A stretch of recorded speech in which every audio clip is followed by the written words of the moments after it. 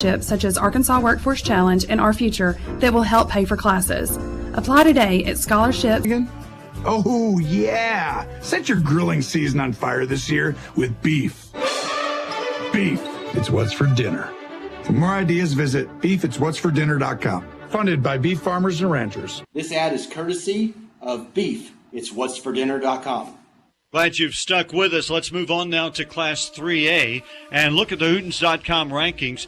Numbers 1 and 2, Boonville and Prescott, respectively, have both won their conferences, both won seeds in the playoffs. Number 3, Harmony Grove, Ouachita County, is followed by 4th-ranked Charleston. Then you have Salem. The Greyhounds are 5th after beating Perryville to win the 2-3A. Hoxie is another unbeaten team at 9-0, and the Mustangs are 6th. Mansfield is 7th, and Walnut Ridge at number 8. Glen Rose wrapped up the 4-3A last week, and the Beavers check in at number 9, followed by Newport at 10. Hootens.com got 17 of 19 picks correct last week. Let's see about this week. In 1-3A, up in northwest Arkansas, number 1, Boonville at home is favored over Cedarville. Hootens.com is picking 4th-ranked Charleston at home over Lavaca. 7th-ranked Mansfield is a road favorite at Hackett, and Westport gets the call at home against Greenland. Now to the 2-3A, where 5th-ranked Salem trying to make it 10-0, and Hootens.com thinks the Greyhounds will do so with a win over Quitman. Number 10, Newport, is a road favorite at Perryville, and Atkins going to Melbourne also is the pick in that one. In the 3-3A, number 6, Hoxie against Walnut Ridge. This is a key matchup, and Hootens.com likes the Mustangs at home, and Osceola is a home favorite over Manila. Before we go on, Barry, how about some analysis on those? Lots of playoff implications in these, David. Quickly, Newport at Perryville. The winner gets the number 2 seed. Hey, Perryville was just playing for a conference championship, and the Mustangs actually led Salem in the third quarter of that game before losing by 10 points. But Hootens.com picks Newport to get the victory. And then Walnut Ridge at Hoxie. Should be a great game. Hoxie beat Walnut Ridge by 1 point last year. Expect another close one. The conference championship's on the line, and Hootens.com likes Hoxie. Now to the 4-3A, where 9th-ranked Glen Rose entertains Magnet Cove, and Hootens.com picks Glen Rose at home. Bismarck welcomes Center Point, and the winner gets the number 2 playoff seed in the 4-3A. Hootens.com picks Bismarck. Jesseville at home, a favorite over 2 Rivers. Hootens.com going with Paris playing at Danville. Now to the 5-3A, where the favorites are. Number 2, Prescott at home over Horatio. Junction City on the road at Gurdon, and Smackover at Falk. The Buckaroos get the nod. In the 6-3A, number 3, Harmony Grove, Ouachita County is favorite at Barton. Fordyce is a road favorite at Lake Village, and Hootens.com picks the Rising Wildcats at Drews Central. Anything you want to point out on those, Barry? Glen Rose, Prescott both have conference championships sewn up. So does Harmony Grove, Ouachita County. An interesting thing out of the 6-3A, David, Rising started the season 0-7. The Wildcats have won 2 straight games and will get the number 3 playoff seed with a victory at Drew Central. Let's check out Class 2A, and the rankings on Hootens.com start with unbeaten Mineral Springs at 9-0. Bigelow, another unbeaten team, 10-0, checks in at number 2. Then Carlisle at 3, Hazen at 4, and those two match up in a climactic game this weekend. EPC is number 5, followed by Conway Christian. Murfreesboro unbeaten at number 7. Mark Tree at 8. England moves up 1 spot to number 9 despite losing a close game at Carlisle. And Cross County is up 1 even though the Thunderbirds lost to Mark Tree last week. All right, Hootens.com did pretty well in Class 2A as well, picking 11 of 12 correct last week, and for the season, 83%. In the 1AA, Conway Christian, favorite at Magazine. Hootens.com is picking Mountainburg at Johnson County Westside. Now to the 2-2A, where 10th-ranked Cross County at home is favored over Earl. Clarendon goes to Mariana, and Clarendon is the pick there. Number 5, EPC entertains number 8, Mark Tree. The winner of this one gets a top seed in the 2-2A. Hootens.com picking East Poinsett County. McCrory at Des Arc, another rivalry game for these two schools. McCrory is already qualified for the playoffs. Des Arc can finish anywhere from second all the way to out of the playoffs with a loss. and a cross-county win, so the Eagles will be focused, and Hootens.com is picking them to beat McCrory. To the 3-2A, where number 1 Mineral Springs plays at number 7 Murfreesboro, the winner getting the 3AA title. Mineral Springs picked to win. Mount Ida at home, favored over Dierks, and Lafayette County a home favorite over Foreman. To the 4AA, where number 4 Hazen faces number 3 Carlisle. Barry will fill us in on details, but I'll tell you that Hazen is the pick. Baptist Prep at home, favored over Episcopal, and England at home is the pick over Hampton. All right, Barry, how about that Carlisle-Hazen matchup? David, this is one of the state's bigger rivalry games. These two schools separated by just 11 miles. For years, Carlisle dominated this series, but Hazen beat the Bison twice last season, once for a conference title, another time for a state title. It could happen again this year. Hazen playing great defense. The Hornets' only loss came early this season to Des Arc. Carlisle's only loss came to Cross County early in the season, and the Bison had a lot of injuries in that game. This will be a great atmosphere. Hootens.com picks Hazen at home.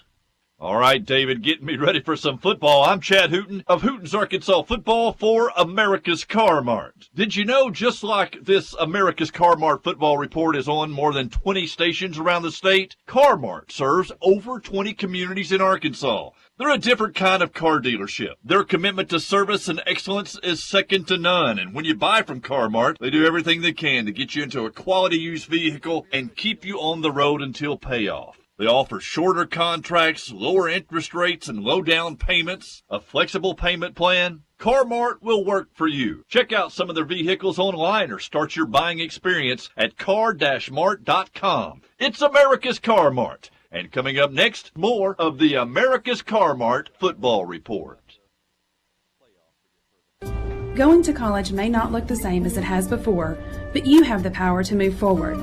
There are over 1,000 hands-on or online programs in Arkansas designed to put you to work, and they qualify for state scholarships and grants. Healthcare, education, computer technology, industry technology, and more. Take your next step forward. Visit explorearcareers.com with instructions about how to apply. There you go. We wrap up the regular season of the America's Car Mart Football Report with this show. But we're back next week, and we'll be with you throughout much of the playoffs.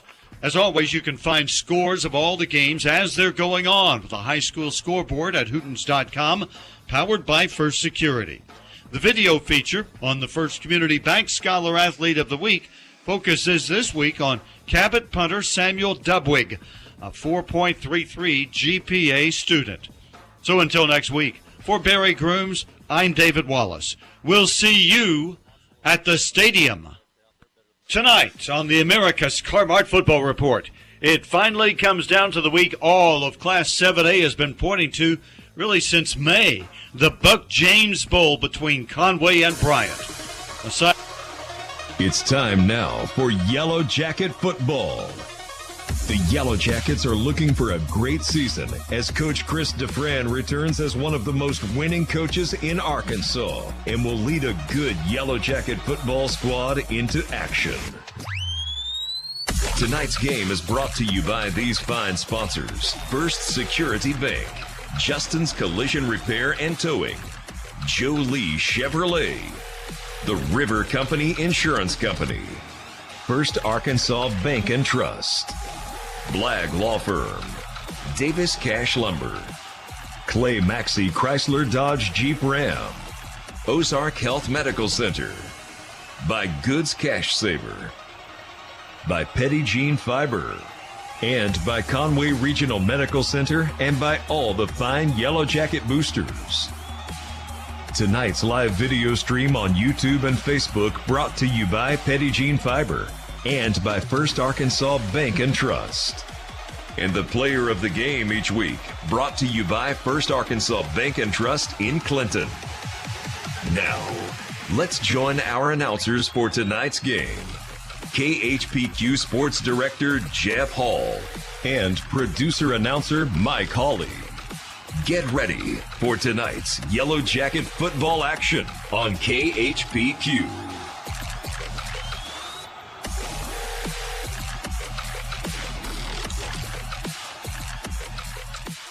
And good evening, ladies and gentlemen. I'm Jeff Hall. My colleague joins me, Kelsey Robertson, in the studio tonight in downtown Clinton. And we are live at Jim Tomlinson Field for the regular season finale here in 2023. Where did the time go? It's senior night. We've just had recognition ceremonies with a field full of high school, senior high students, from football to golf to tennis to band to cross country to volleyball, all those extracurricular activities, and out with their parents. So we had a nice ceremony to start the name. We're about to have a pregame prayer led by Olivia Johnson, a sophomore at the high school, and then the national anthem will play here at the Jim Tomlinson Field live. So we'll step away for just a moment. Be back in a couple of minutes. Get you ready for kickoff. You're listening to KHPQ in Clinton High School Sports.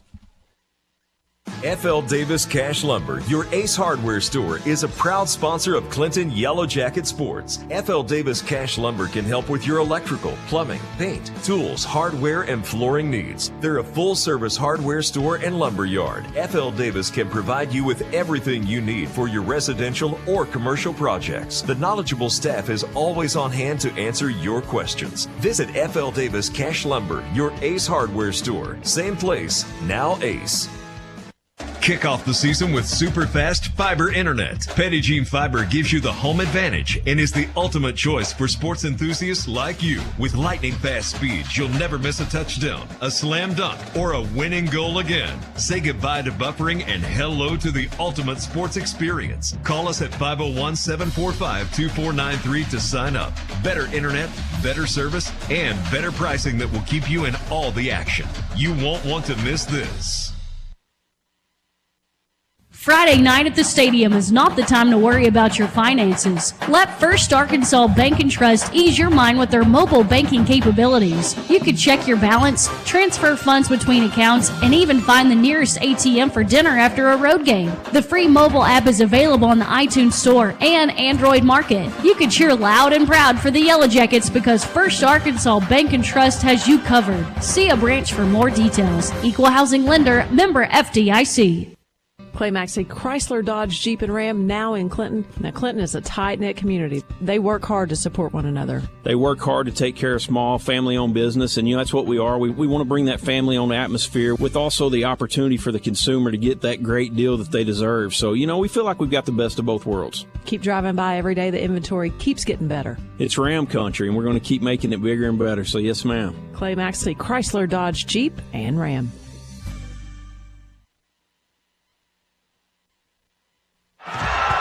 Life is better with basketball and with First Security. We have the resources and the know-how to assist with your needs, plus a local team you can count on. So you're making better plays because First Security is making better happen during this season and every season. What's your better? Get there with us. Stop by your local First Security Banking Center or visit us online at fsbank.com today. First Security. Bank better. Member FDIC, Equal Housing Lender. And we're back live from Jim Tomlinson Field. Just about 8 minutes or so from the kickoff in this one. Yellow Jackets and the Dover Pirates tonight. And looking forward to a fun finale tonight. If you look on paper, the Dover's had a tough year. The Yellow Jackets would be favored to get the best of the Pirates tonight. But that's not just the only thing we're watching tonight. We're watching the scoreboard. Maybe Mike Colley and I can talk to you as the night goes on. Depending on who wins and loses is going to determine if the Yellow Jackets season continues, when and where in the playoff scenario that unfolds tonight. So glad you could be with us however you join us, over the air all across North Central Arkansas on 92.1 FM, on the internet, www.khpq.com, anywhere in the world, on your mobile devices, your phones or your tablets. Just download the Hot Country KHPQ app, 92.1, from the Google Play Store or the Apple Store. You can listen to KHPQ's programming 24 hours a day, 7 days a week. And you can watch tonight on the live stream on the KHPQ Sports YouTube channel or the KHPQ Facebook page. Video courtesy of Cowboy Dodge, Clay Maxey, and a lot of other sponsors tonight. You'll hear through the night goes on. So however you join us, we're certainly glad to have you. Settle in for the next couple hours, maybe 2.5. And looking forward to bring you a good ball game tonight in week number 10. Let's bring in Mike Holly, and we'll get you set for the kickoff. Yeah, great football weather tonight in Clinton. It's senior night. It's also the Johnny Cash theme night. I've been pulling for that for years. If my dream finally comes true tonight on the Johnny Cash theme night. And so everybody dressed in all black tonight. Yellow Jackets come in tonight. It's always good to at least get to week number 10, and there's something to play for. And as Jeff said, the Yellow Jackets still have hopes maybe to have a 3 seed, but they are in the playoffs, either be 3rd or 5th, and got to take care of business here and then hope for some help from Lamar. Jackets are 6-3 on the year. They're 4-3 in conference play. They're ranked number 19 this week by Hooten's Arkansas football. Dover comes in ranked number 41 in the state, 41 out of 48. They're 2-7 on the year. They're 0-7 in conference play. In fact, they have lost 30 consecutive conference games. Their last conference win, you have to go back to the last game of 2018. Back on November the 1st of 2018, they beat Waldron by a score of 46-42. That's their last conference victory 30 games ago. And so they're coached by Will Cox. If you remember that name, he was a assistant coach at Heber Springs, and when Darren Gowan left, he took over as the interim coach for 1 year, didn't get the job, and then moved on to Dover. And he is 8-37 as a head coach in 5 seasons. He's 4-30 in his 4th season at Dover. Last week, the Yellow Jackets lost that heartbreaker, 27-21 to Lamar. They led until the final 40 seconds of the game, but 6 turnovers doomed the Yellow Jackets last week. 6 fumbles lost. The Yellow Jackets led until the final 40 seconds. They also outgained Lamar by 90 yards, even though they turned the ball over 6 times. And the Yellow Jackets lost a chance at a conference championship. Those don't come around very often. A win last week would have clinched at least a share of a conference title. They are mathematically eliminated for a conference championship tonight. Bauxite with 2 losses. And the winner of CAC and Lamar with 2 losses will tie for a conference championship. The Yellow Jackets will finish 2nd. Pottsville last week defeated Dover by a score of 35-7. You look back at Dover, though, they're 2-7. They started the year 2-0. They've lost 7 straight.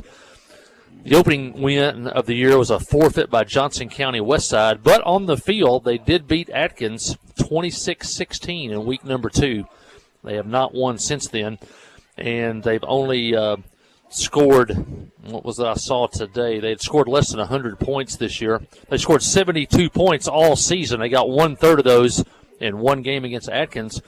But there are actually 5 other teams in the state of Arkansas that have scored less than 72 points this year. You would think after 9 games that's a pretty low number, but there's actually 5 other teams in the state that has actually scored less than 72 points. Last year, here at Jim Tumbleson Field, the Yellow Jackets won by a score of 56-12. If you remember that game, a thunderstorm rolled through in the 3rd quarter with lightning. The game was called with 3:47 left in the 3rd quarter. The Jackets scored on 7 of their 8 possessions in the first half. They led 49-12 at the half. Joe Chalk, the senior last year, had an amazing 9-for-9 passing.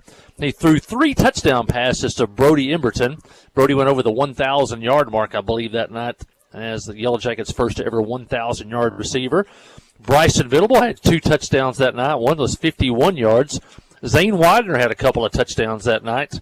And freshman Caleb McCarver had his very first varsity touchdown that night against Dover. He scored, earlier this year at Mayflower. In the series, now this series goes back farther. Right.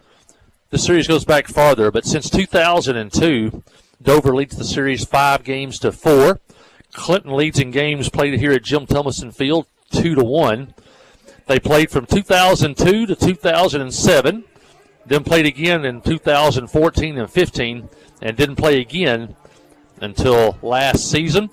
The Yellow Jackets, of their 4 wins over Dover, 2 have been shutouts. The conference champion team of 2005, they shut out Dover 37-0, and the 2014 team that beat Pine Bluff Dollaway, ranked number 1, they beat Dover that year by a score of 14-0 here in a driving rainstorm. If you remember that late in the season, I think only Harrison Lester, who had a birthday this week, he was the only one that had any traction that night. He scored in the first half and then he scored early in the third quarter, and that was it. And the Jackets won 14-0 that night over Dover. So the Jackets have shut out Dover twice for their 4 wins since 2002.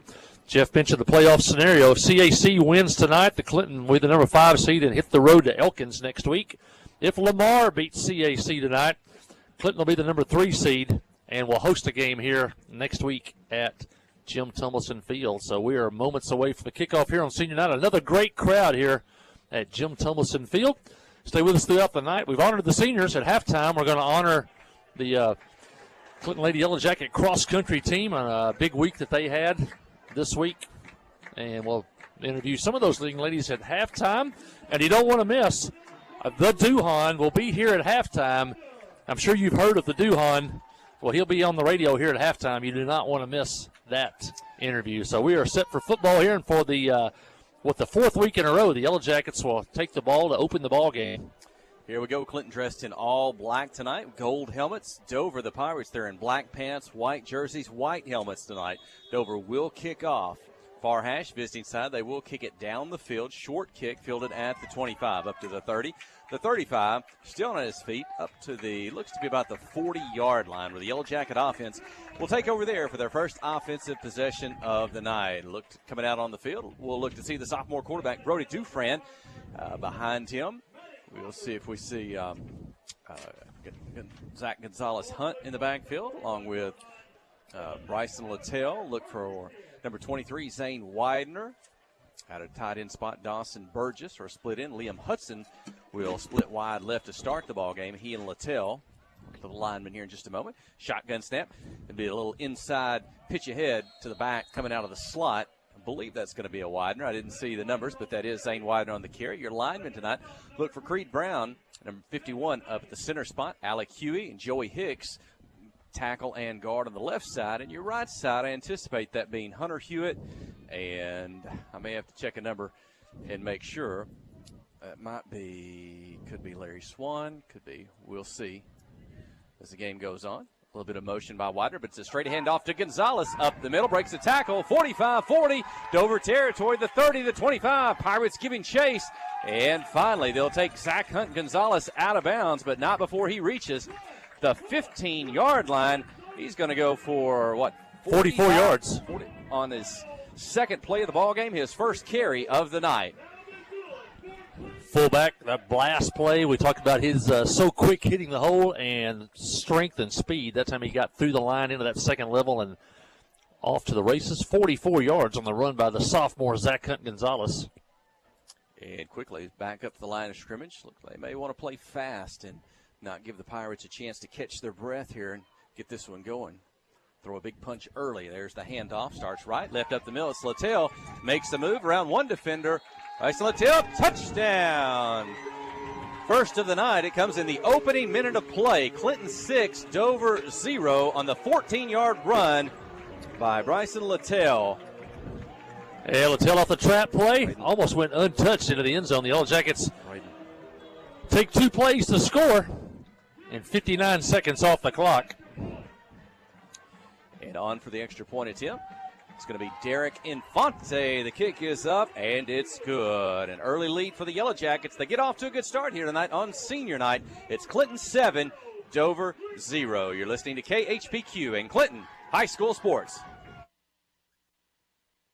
Friday night at the stadium is not the time to worry about your finances. Let First Arkansas Bank and Trust ease your mind with their mobile banking capabilities. You can check your balance, transfer funds between accounts, and even find the nearest ATM for dinner after a road game. The free mobile app is available on the iTunes Store and Android Market. You can cheer loud and proud for the Yellow Jackets because First Arkansas Bank and Trust has you covered. See a branch for more details. Equal housing lender, member FDIC.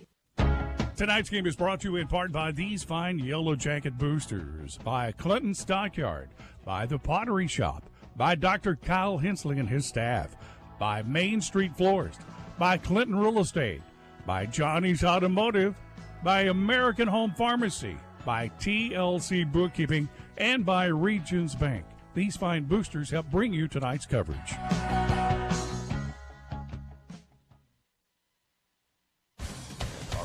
Armando Infante out for the kickoff. Those Infantes kind of interchangeable. It's Derek on the extra point attempts, Armando on the kickoff attempts. They're both ninth graders. They're cousins. We may talk about them some more as the night goes on. Derek was moved up earlier in the season to take care of place kicking duties for the Yellow Jackets, and he's been a bright spot on the season. Armando finishing up his junior high season a week ago on a Thursday night. A spectacular junior high season. He can kind of do it all, offense, defense, special teams. He looks like he'll be having the kickoff duties for the Yellow Jackets.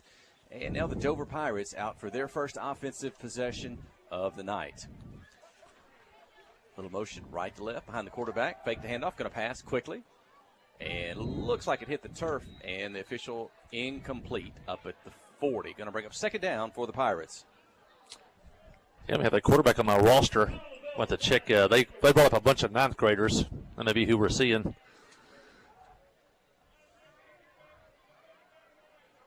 Jackets drive 60 yards in 2 plays. They took 59 seconds to score.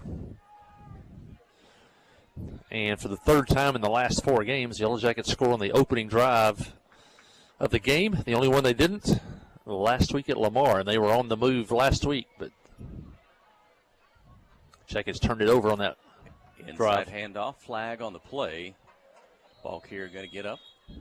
Try to push the pile at about the 44, maybe the 45 at best, and it looks like there's going to be a face mask penalty. That's the call on the Yellow Jackets, the defense, and we'll see if that's a 15-yard mark off from the 40-yard line. It's only a 5-yarder. That'll take it to the Dover 45, and the official says first down, Pirates, 5 yards short of midfield. Defense out there tonight. Look for Joshua Fultz, Dawson Maynard, secondary. Braden Littell, Ryston Venable at a linebacker spot. Zach Gonzalez, a linebacker. Zane Widener, a linebacker. Handoff, just right side off tackle. Alec Huey, he's going to be at a tackle spot. I think that's Coppin Ross. He's at a nose guard or tackle spot for the Yellow Jackets. And who else is a down lineman for Clinton? Is that 59? Is that Hunter Hewitt? We're going with a 3 down lineman set. And those outside linebackers, they'll kind of cheat up, get close to the line if they don't have to split out, kind of like Dawson Maynard. That's Dawson Burgess. He's going to get in a 3-point stance on the left side. He'll turn that into 5 down linemen. Fake the handoff, going to pass. Rolls to the left, pressure by Huey. Intercepted by Joshua Fultz. Tackled at the 46-yard line, but Fultz with another interception here in 2023. Going to give the football right back to the Yellow Jacket offense. Yeah, Fultz played that one great. Picked interception off last week. Ran it back deep into Lamar territory last week. Picks off one here. I go say the Yellow Jacket defense probably had one of their best outings of the year last year. They forced 9 Lamar punts last week, but the turnovers, the fumbles, really put them in a lot of bad situations. They had a lot of short fields Lamar had to cover, but they shut Lamar out in the first half. It's the double handoff. It ends up with Widener. He's across midfield, the 45, the 30, to the 30, the sideline. He's going to cut back to the middle. 10, 5, touchdown, Zane Widener. He's going to go 53 yards on the touchdown carry. Widener with another touchdown here in 2023. It's Clinton 13, Dover 0. Yeah, he went untouched, 53 yards in one play, but I think it might have been Liam Hudson out here on one of the receivers blocking. It really sprung him free down here at about the 30-yard line. On for the extra point is Derek Infante. It's through the uprights, and so Clinton quickly, just a little over 2 minutes into the ball game, 2 touchdowns. That one the result of a Joshua Fultz interception, and it's Clinton 14, Dover 0. A quick break. You're listening to KHPQ in Clinton High School Sports.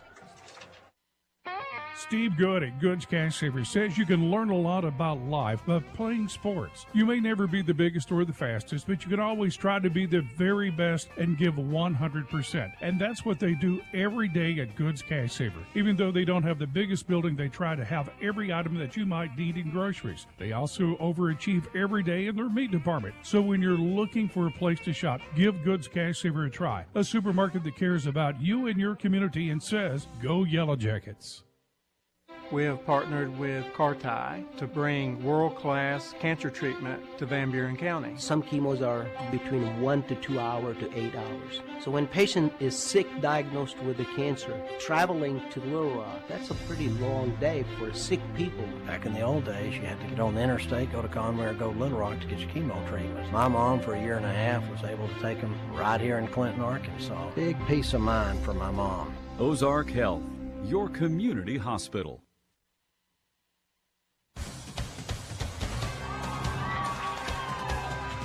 And the Pirates on the kickoff return going to be tackled just behind the 20-yard line. Venable there, Dawson Burgess, Joshua Fultz as well for the Yellow Jackets. Colton Warren coming up to make the tackle. So Dover's going to start back. Official's going to put him at just short of the 21-yard line. 9:39 remaining here in the opening quarter. Clinton 14, Dover 0.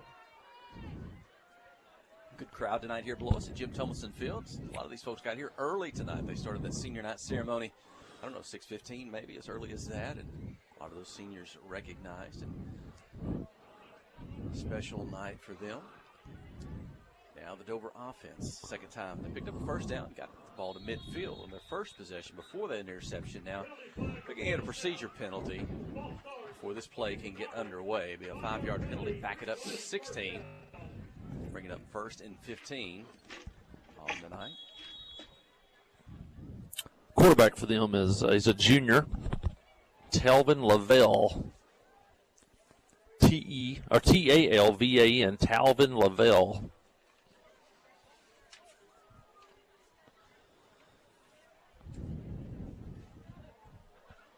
It's Cash Carpenter. He's at a tackle spot. Down lineman for the Yellow Jackets. Pitch moving to the left, gets around the end. Good pickup. Pushed out of bounds by Bryson Venable, but that's going to end up being about an 8-yard gain, and that'll get the Pirates up near the 25-yard line. No Briar Gadberry tonight at linebacker. No Jay English along the linebacker and the offensive line. They are out tonight. Hope to have them back next week. Hope to have them right back here on this field, but we'll see.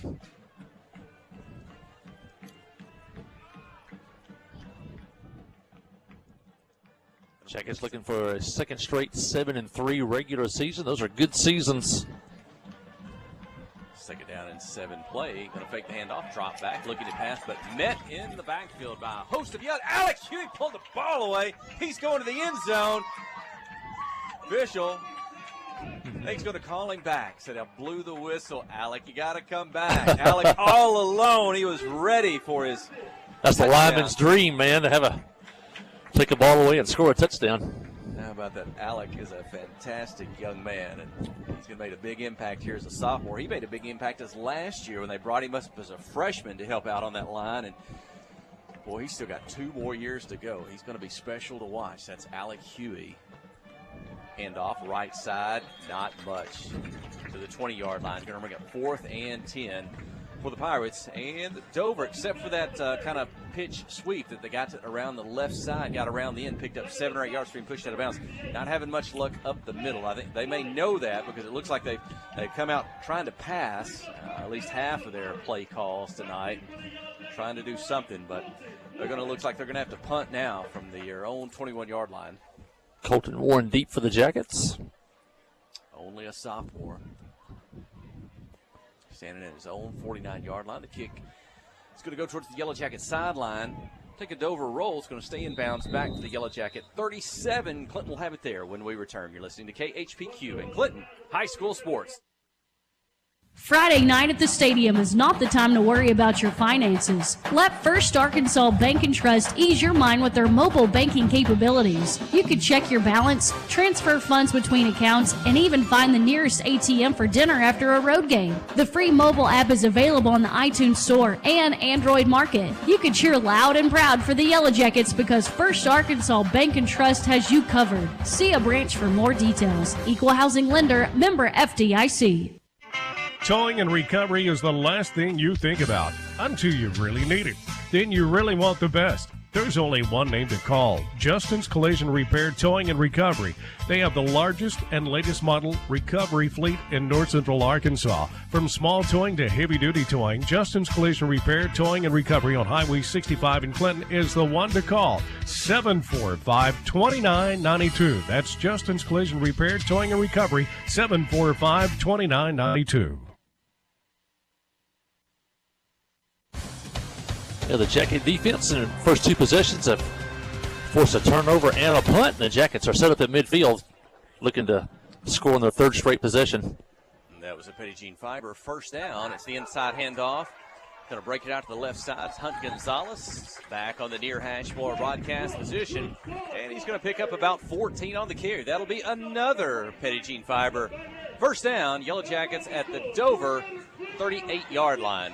Another good run by the sophomore. Come out of the ball game. He might have to adjust his helmet a little bit. It looked like he was hanging on to it, so that'll bring Bryson Venable into the ball game. He'll stand just to the right of the sophomore quarterback, Brody Dufresne. Three receivers on the right. Liam Hudson's alone on the left. Going to throw it back to Zane Widener behind a couple of blockers. He's going to take it to the sideline, the right side.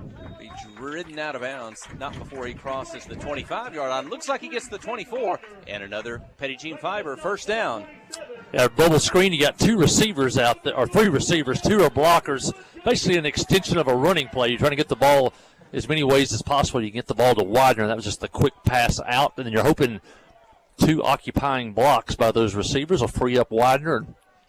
He gets about 12 down to the 24. Another first down, another Petty Jean Fiber first down for the Yellow Jackets. Shotgun. Throw it back to the right side. Got a couple, three blockers over there. The catch by Dawson Burgess. The run into two tacklers at Dover, but Dawson Burgess going to carry it to the 5. That's a Petty Jean Fiber first down. Set up first and goal for the Yellow Jackets. I think you said it earlier. Clinton may work on some things tonight. Looks like they're going to work on the passing game here early as the game goes on. If this lead gets bigger, they may cut back on that, but you talked about earlier, Job Chalk went 9 for 9 last year. He's here tonight. I saw him come up and shake hands. Brother Dufresne may have an opportunity to surpass that this evening. Inside handoff into the end zone. Touchdown! Bryson Venable, number 15, on the carry with 6:16 remaining in the opening quarter. It's Clinton 20, Dover 0. Venable with 2 touchdowns last year at Dover. Picks up one here with 6:16 still left in the first quarter. And Jackets up 20-0. Jackets drive 63 yards on that possession. Derek Infante on for the kick. It's high, it's deep, and it's good. It's the Yellow Jackets 21, the Pirates 0. Short break. You're listening to KHPQ in Clinton High School Sports. Life is better with basketball and with First Security. We have the resources and the know-how to assist with your needs, plus a local team you can count on. So you're making better plays because First Security is making better happen during this season and every season. What's your better? Get there with us. Stop by your local First Security Banking Center or visit us online at fsbank.com today. First Security.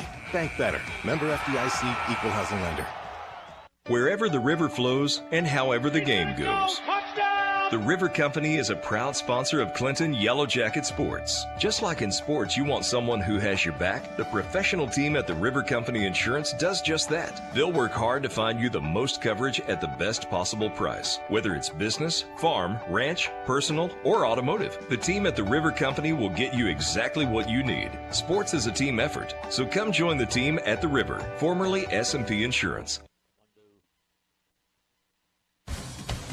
Jackets score to make it 21-0. Armando Infante kicks it down inside the 10. On the return, get back to the middle of the field, makes one miss up to the 25-yard line. Dover will have it there. 6:09 to go. Cash Carpenter, Coppin Ross, Alec Huey coming back out on the field. Bryson Venable. Also for Clinton, Kanan Duncan, is that right? Number 53. Burgess, Littell, Fultz, Maynard, Widener. Under center, go the Pirates. Pitch in the backfield, turn it up inside. Got a hole, makes a move, gets to the sideline to the 30, turns it up driven out of bounds at the 42-yard line. Nifty run by the Pirates. That'll go for, 17 yards. Maybe their best offensive carry of the night. First down, Dover. Hudson Metz with a carry. Should see a lot of players in tonight. We got some freshmen suited up tonight on the sideline besides Infante. Their season ended last week. They didn't play Thursday night. We played Dover back during the off week in the middle of the year when the Yellow Jackets had that bye week. Played the Dover game then. So the Yellow Jacket season ended last week. Handoff. Stretching to the left side behind the line of scrimmage. The Yellow Jacket defensive line not going to let the Pirates cross the line of scrimmage. They're going to lose a yard back to the 41, bring up second down and 11. Junior Jackets went 5-3-1 on the year, but not many of those guys had a whole lot of playing time coming into the year. So I think the coaching staff was pleased with the effort and the season this year by the junior high. A lot of good-looking young players on the way up. They had 24 ninth graders last year, so a lot of those guys really saw their first playing time of their career this year. Handoff, left side, into the Fumble. back. Ball comes loose. I don't think that one was blown dead, and it's a fumble. And did Alec Huey come up with that one? I think he did. I think he tossed it the official pretty quick, but Huey missed out on the first one. They blew it dead, but I think he gets the recovery on this one, and he'll give it to his teammates. The Yellow Jacket offense at the Dover 37-yard line.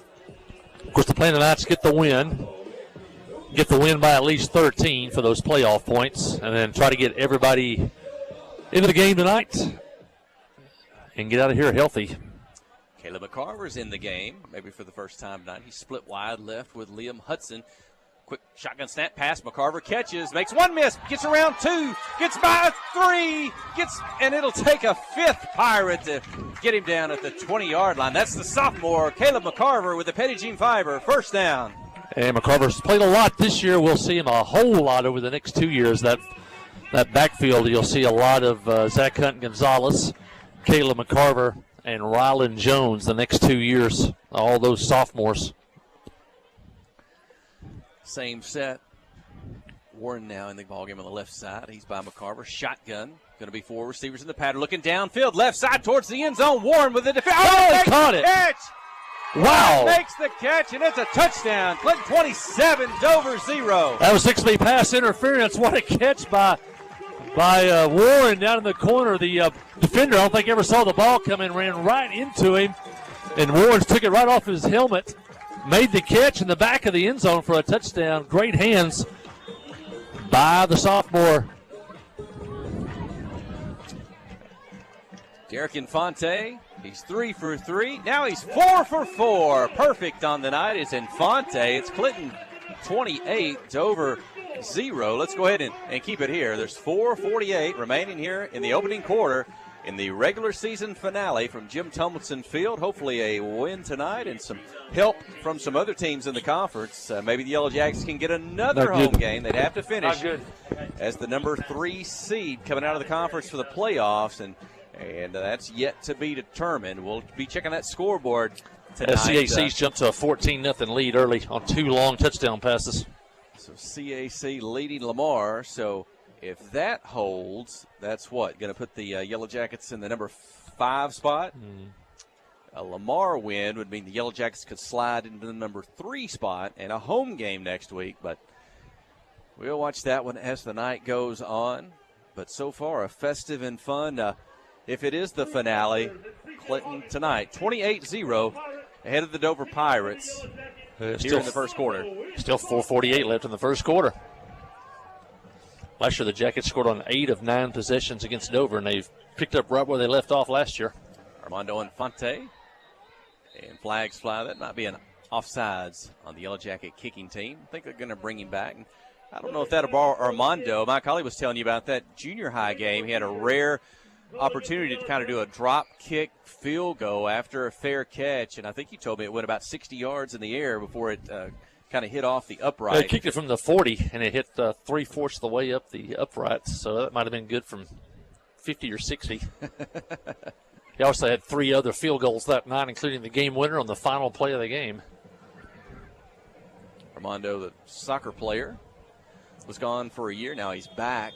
And he also got himself into field goal position with his running back skills on that last drive. This time he'll reset, kick it, field it at the 15. Going to move to the left across the 20. Makes one man miss to the 25. A second, hit out of bounds at about the 28, maybe the 29-yard line. Dover will have it there.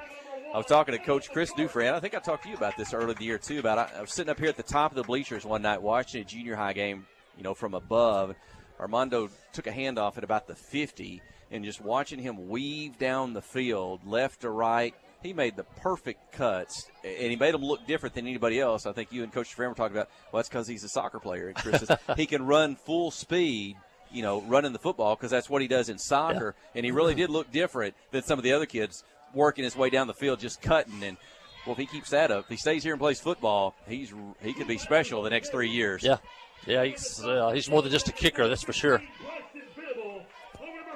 Bryson Venable is going to get a tackle on the Pirate first down play, but not before they pick up almost 4 yards, bring up second down. Dover at their own 33-yard line.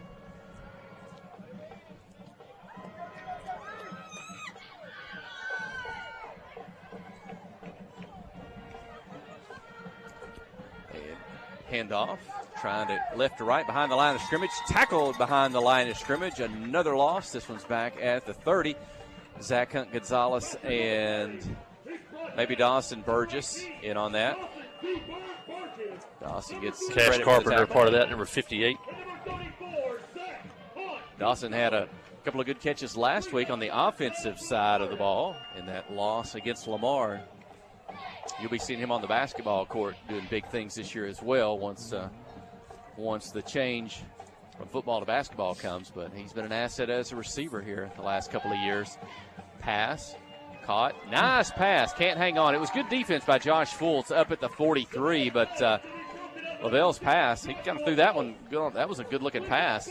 Yeah, rolled the quarterback to the left and had two receivers cutting across the field on the left side. One, they're about 10 yards apart, lower level and upper level.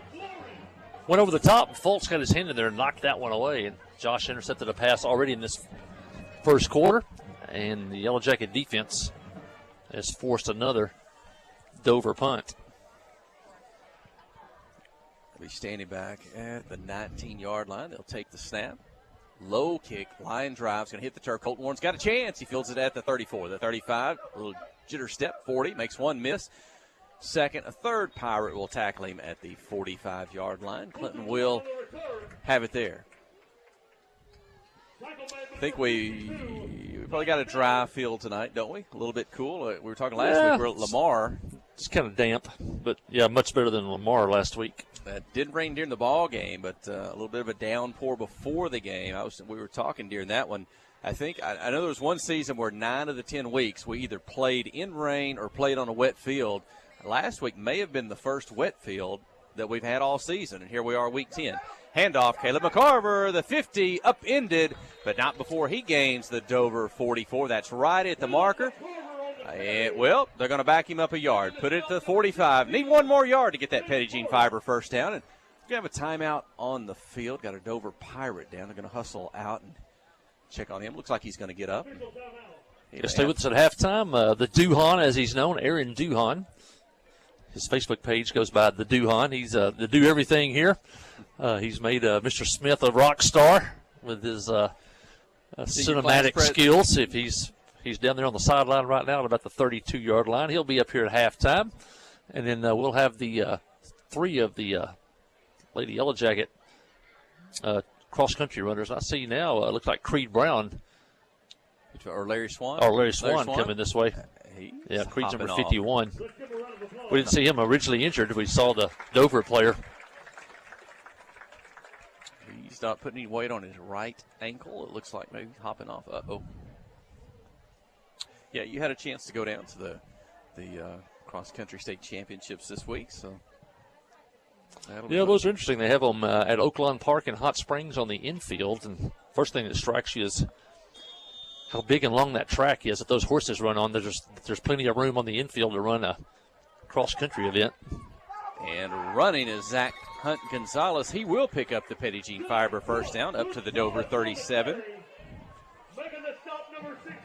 Cope and Ross, I think, going in and play offensive line now. Yep, Maddie Cabana, once again, the two-time now state championship in the 4A cross country, and she won by a minute and a half in a sport where places are determined by seconds. She wins it by minutes. But the big thing was the didn't have a team last year and almost won the state title this year. Dufresne with a pitch to Wider, gets to the right side. A lot of traffic. This time they'll get Zane down with about the 29-yard line. He had that, 44-yard or 54 or so yards. Touchdown to get early in the ball game. They'll stop him on an 8-yard carry. Be second down and 2 for the Yellow Jackets. Ball's on the far hash, the visiting side.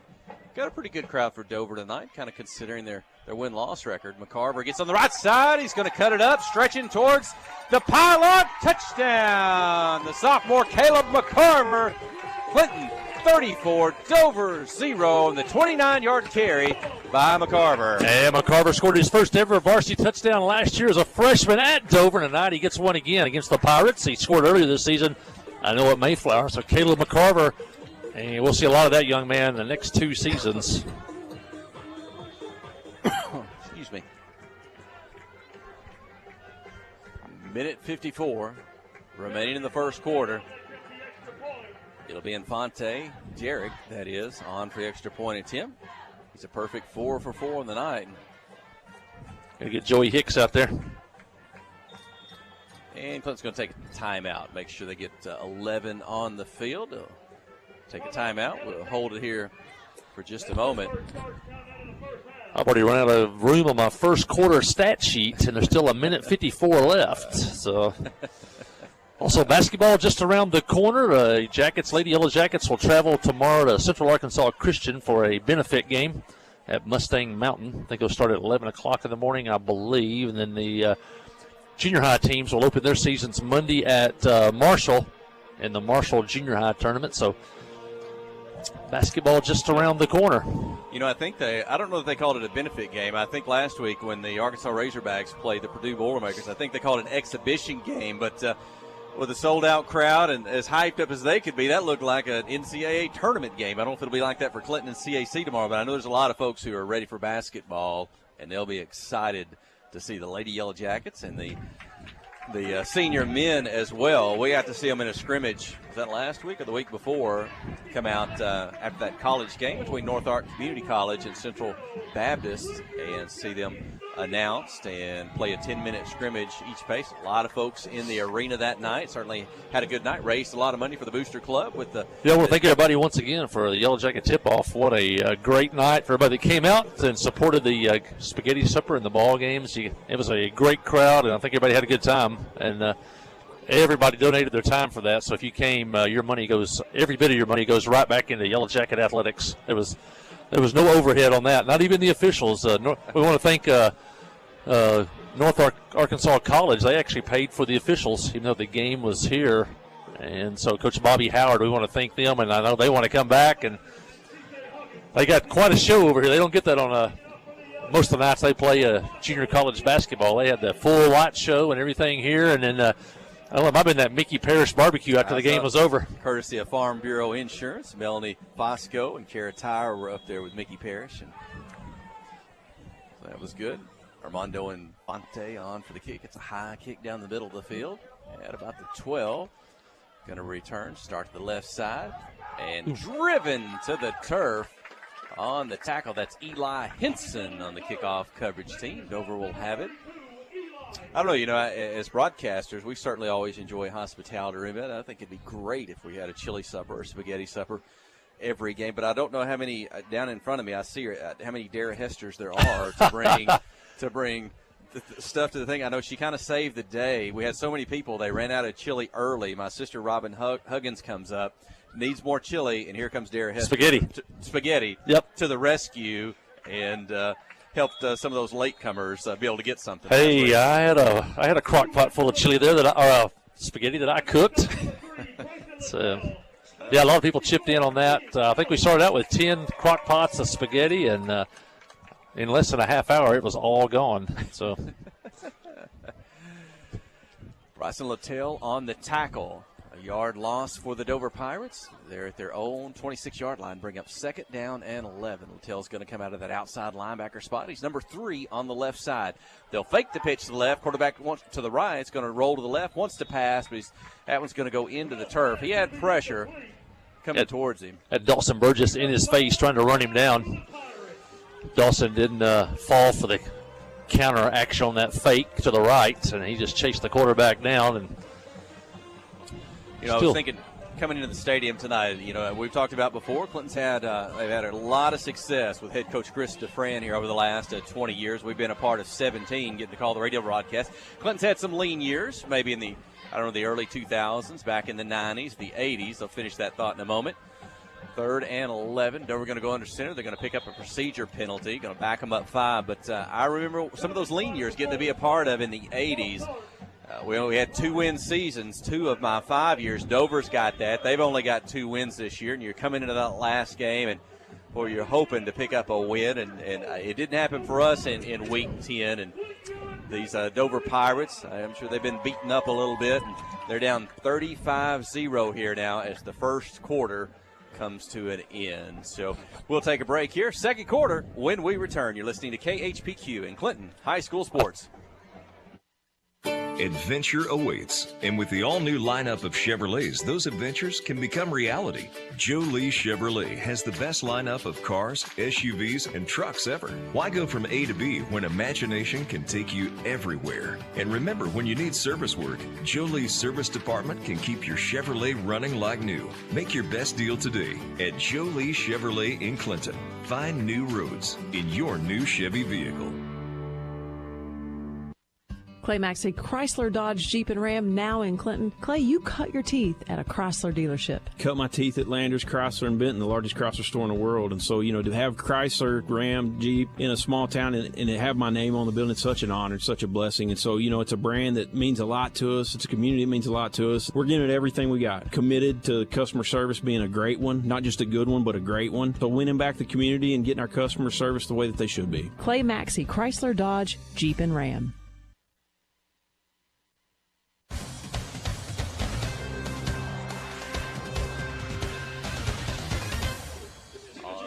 Down carry.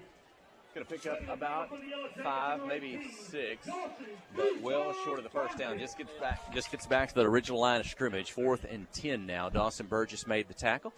And the Pirates look to punt. They've got the football at their own 27. So Colton Warren, the sophomore, he'll drop back left side. He's got a touchdown on the night. Touchdown receiving. We'll walk out of there. So, yep. His dad sitting just below us here at our broadcast position. And the kick, good punt. It's going to take Warren back to his 28, backpedaling. Now he'll turn the 30, the 35, near the sideline, home side, 50, out of bounds, hit hard, but not before Colton Warren's going to carry the football up to the Dover 43-yard line. So the Yellow Jackets going to start on the Pirate side of the 50. There was a penalty. There was a block behind the play. I don't know if that's one of those to where you kind of blindsided. We'll see the Yellow Jacket making a block. I don't know if it was in the back or if he just kind of caught him. Let's see. Are they going to back it up? 15. Let's see what the call is. What's that call? Is that my call? Is that a penalty when you you catch when you're? Well, they'll call it block in the back. Anyway, it says 15-yard. That'll take the Yellow Jackets back to their own 36. Yeah, I think the closed hand is holding. The open hand is blocking the back by the official. Under center, Dufresne gives it to Bryson Venable. Pick up a yard or two, maybe the 37. Short gain, not much. I see assistant coach Jordan Benson down near that end of the field. He's behind head coach Chris Dufresne. Chris's parents are here tonight from West Monroe tonight, so it'll be good to visit with them after the ball game. And also Jesse Wilson and Joe Hudson, the Yellow Jacket coaching staff. Brody Dufresne under center. Quick handoff to Venable, gets it again, but he's met at the line of scrimmage. No, well, he'll spin forward on the tackle up just short of the 40-yard line. So he'll pick up a couple. Going to bring up 3rd and 7. So a couple of good stops by the Dover Pirate defensive line. You know, Dover in the mid-2000s had good teams. There was about a 3-year stretch of winning records there. They haven't had a winning record, I think, since 2016. Haven't won a conference game since 2018. Dufresne, quick pass, single coverage, shakes, makes one man miss, picks up the Petty Jean Fiber first down up to the 47-yard line. That's Dawson Burgess on the catch and yards after the catch, just short of midfield. And I think they've already started the mercy rule as far as the clock rules. Clock started running at the end of the second quarter. So that was just... Or check that end of the first quarter. I was just one-on-one, isolated out on the field. So you kind of like your chances with Dawson Burgess. He's got good hands. He makes the catch. He does good with yards after the catch. Oh, Dufresne wants to throw it deep to Liam Hudson, I think, going one-on-one. But the defense for Dover, they were all over Brody before he got a chance to get that one cocked and ready to throw. Yeah, that was number 7, Ethan Cabral. That's Carabajal, if you pronounce that one, with the tackle for Dover. Last winning season was 2016 for Dover. They went 7-4. From 2019, after this play, we'll mention it. Back to the ground, Venable makes one miss, 2, cuts the left, 30, 20, 10, touchdown, Bryson Venable. He's going to go 56 yards on the carry. It's Clinton 41, Dover 0. And Venable 56 yards. He got from left to right, made a good move on the last guy, had a chance, the safety. Made a move past him, and I see Alec Huey limping off the field here. They may have to tape that ankle up a little bit. But Venable scores. He likes playing Dover. That's a couple touchdowns last year, a couple more tonight. And Infante on for his 6th extra point of the night. Venable 3 carries on that drive. He gets 1, he gets 2, and then he says, you can't stop me on this one, and he goes for 56. Yeah, good night for the senior Bryson Venable. He's had a really good year for the Jackets. A little bit of a low snap, but Dufresne's going to get it off the ground. I think get it set. Armando Infante, he's perfect. Clinton 42, Dover 0. You're listening to KHPQ in Clinton High School Sports. Towing and recovery is the last thing you think about until you really need it. Then you really want the best. There's only one name to call, Justin's Collision Repair Towing and Recovery. They have the largest and latest model recovery fleet in north central Arkansas. From small towing to heavy-duty towing, Justin's Collision Repair Towing and Recovery on Highway 65 in Clinton is the one to call, 745-2992. That's Justin's Collision Repair Towing and Recovery, 745-2992.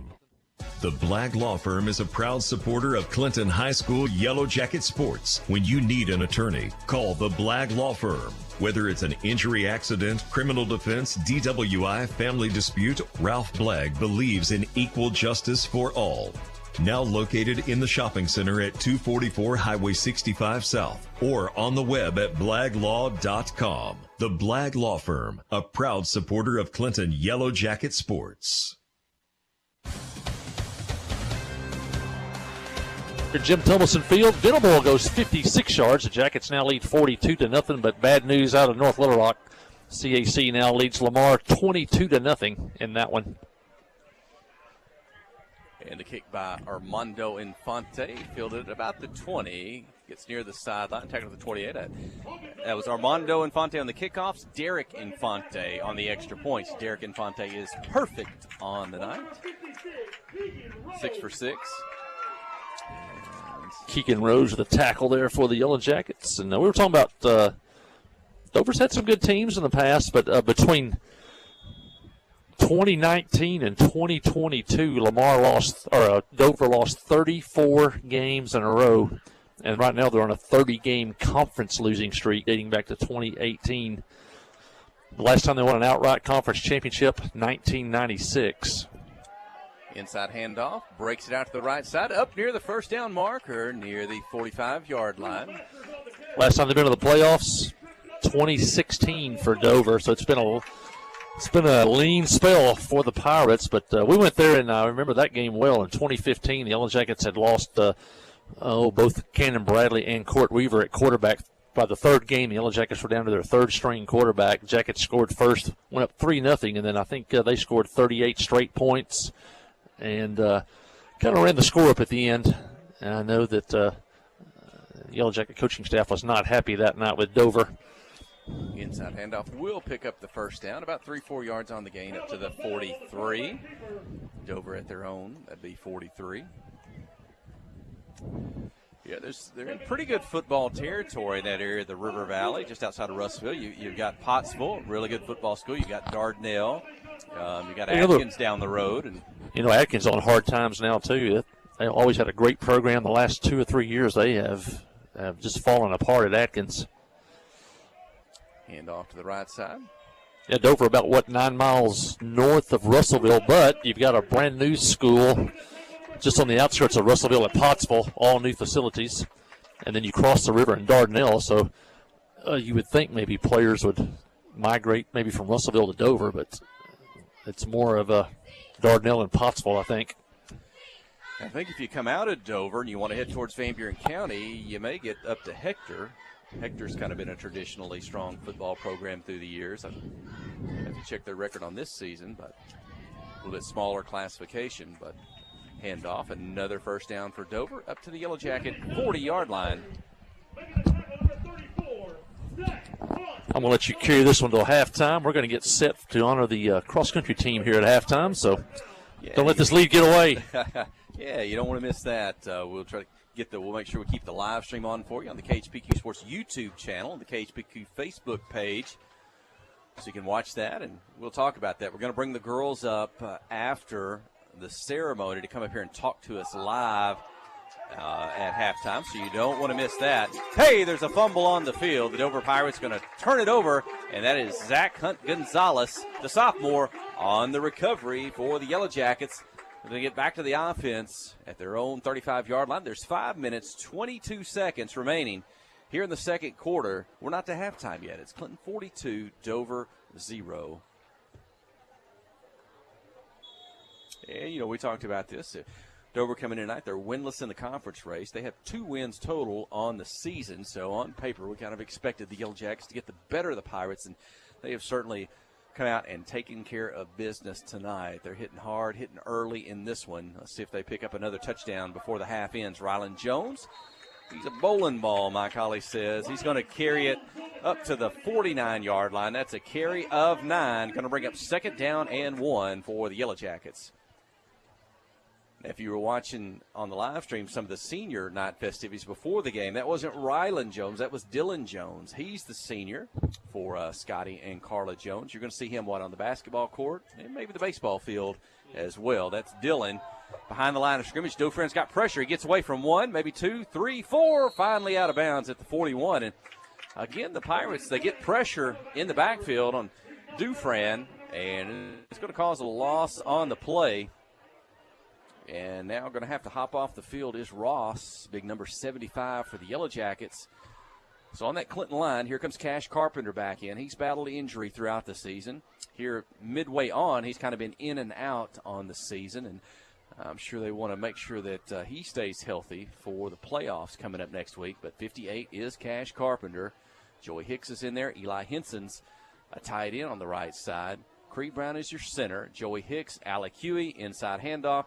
Venable with a carry up across the 45 to the 46, maybe the 47, and that looks good to be a Petit Jean Fiber first down. We're going to be looking right down the line of scrimmage from our vantage point here at Jim Tomlinson Field in the press box. With 3:35 to go, Clinton driving. Maybe pick up one more score here before the halftime break.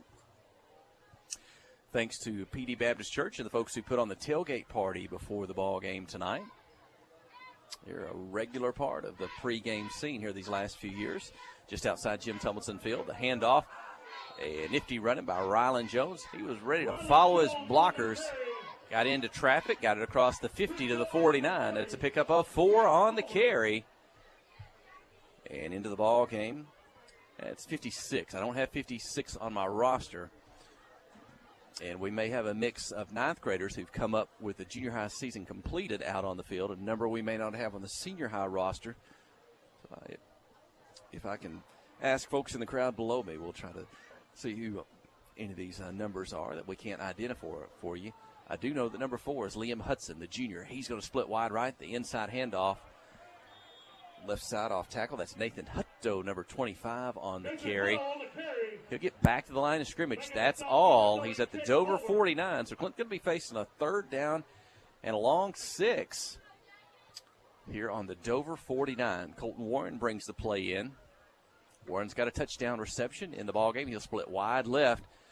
Hey, they might try to isolate him, go one-on-one. Let's see what Dufresne wants to do. He's got Littell in the slot. It will be Littell on the carry. He gets the left. 45, they get him at the ankles. He's going to fall to the 43. It'll be right at the 1st down marker. I don't know if he got it. It looks like it's going to be 4th down. 4th down and a yard. And look for the Yellow Jackets to go ahead and go for it here at the Dover 44. You're driving. There's a minute 50 to go. And you're probably going to try to put one more touchdown on the board before you go into halftime. And the second half will be under the Arkansas Association, Activities Association sportsmanship rule. And the clock will not stop. Dufresne's under center. He's going to try to draw the Pirates off bounds. He'll bark the call out, but we're under 5 seconds. They may call a timeout. That's the call. Head coach Chris Dufresne. Timeout. Quick break. Stay with us. You're listening to KHPQ in Clinton High School Sports. Adventure awaits, and with the all-new lineup of Chevrolets, those adventures can become reality. Joe Lee Chevrolet has the best lineup of cars, SUVs, and trucks ever. Why go from A to B when imagination can take you everywhere? And remember, when you need service work, Joe Lee's service department can keep your Chevrolet running like new. Make your best deal today at Joe Lee Chevrolet in Clinton. Find new roads in your new Chevy vehicle. Wherever the river flows and however the game goes. The River Company is a proud sponsor of Clinton Yellow Jacket Sports. Just like in sports, you want someone who has your back. The professional team at the River Company Insurance does just that. They'll work hard to find you the most coverage at the best possible price. Whether it's business, farm, ranch, personal, or automotive, the team at the River Company will get you exactly what you need. Sports is a team effort, so come join the team at the River, formerly S&P Insurance. And Rylan Jones, the 30, the 20, makes a move, and they'll tackle Rylan Jones, but he gets inside the 10. He's down to the 9. That's going to give him a 35-yard carry inside the 10. It's going to be 1st and goal for the Yellow Jackets. That's the sophomore Rylan Jones. Under a minute to play. Look for the Yellow Jackets to punch it in here.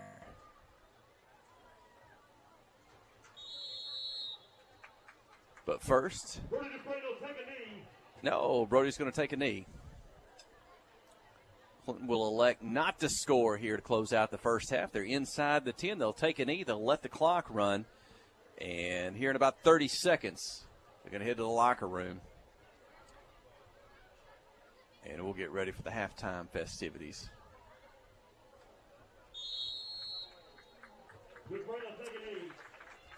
One more knee, and that should do it. 15 seconds to go to halftime. It's Clinton 42, Dover 0 here in the regular season finale. As the Yellow Jackets will look to pick up a win and move on to the Arkansas Activities Association playoffs tonight. Or beginning next week, excuse me. Hey, we'll take a break. When we return, we'll get you set for halftime.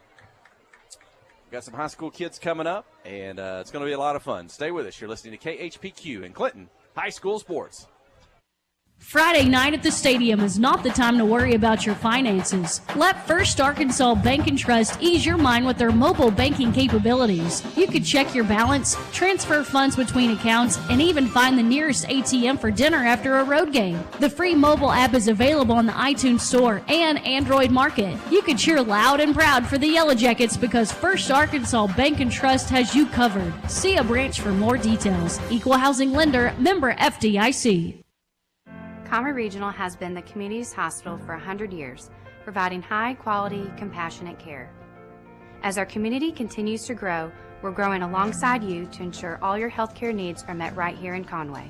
When your family needs emergency care, you can trust our board-certified providers to provide you with the comprehensive care you deserve when you need it most. When you're facing an emergency, trust the care you'll find down the hallway, not down the highway. At Comrie Regional, we're not just growing, we're growing together. Steve Good at Goods Cash Savers says you can learn a lot about life by playing sports. You may never be the biggest or the fastest, but you can always try to be the very best and give 100%. And that's what they do every day at Goods Cash Saver. Even though they don't have the biggest building, they try to have every item that you might need in groceries. They also overachieve every day in their meat department. So when you're looking for a place to shop, give Goods Cash Saver a try. A supermarket that cares about you and your community and says, go Yellow Jackets. Kick off the season with super fast fiber internet. Pregame Fiber gives you the home advantage and is the ultimate choice for sports enthusiasts like you. With lightning fast speeds, you'll never miss a touchdown, a slam dunk, or a winning goal again. Say goodbye to buffering and hello to the ultimate sports experience. Call us at 501-745-2493 to sign up. Better internet, better service, and better pricing that will keep you in all the action. You won't want to miss this. FL Davis Cash Lumber, your Ace Hardware store, is a proud sponsor of Clinton Yellow Jacket Sports. FL Davis Cash Lumber can help with your electrical, plumbing, paint, tools, hardware, and flooring needs. They're a full-service hardware store and lumber yard. FL Davis can provide you with everything you need for your residential or commercial projects. The knowledgeable staff is always on hand to answer your questions. Visit FL Davis Cash Lumber, your Ace Hardware store. Same place, now Ace. Conway Regional has been the community's hospital for more than 100 years, providing high-quality, compassionate care. As our community continues to grow, we're growing alongside you to ensure all your healthcare needs are met right here in Conway. Our board-certified interventional cardiologists, specialized team, and innovative cardiovascular technology are here to provide the comprehensive care you deserve when you need it most. So when you're facing a heart emergency, trust the care you'll find down the hallway, not down the highway. Towing and recovery is the last thing you think about until you really need it. Then you really want the best. There's only one name to call, Justin's Collision Repair Towing and Recovery. They have the largest and latest model recovery fleet in North Central Arkansas. From small towing to heavy-duty towing, Justin's Collision Repair Towing and Recovery on Highway 65 in Clinton is the one to call, 745-2992. That's Justin's Collision Repair Towing and Recovery, 745-2992.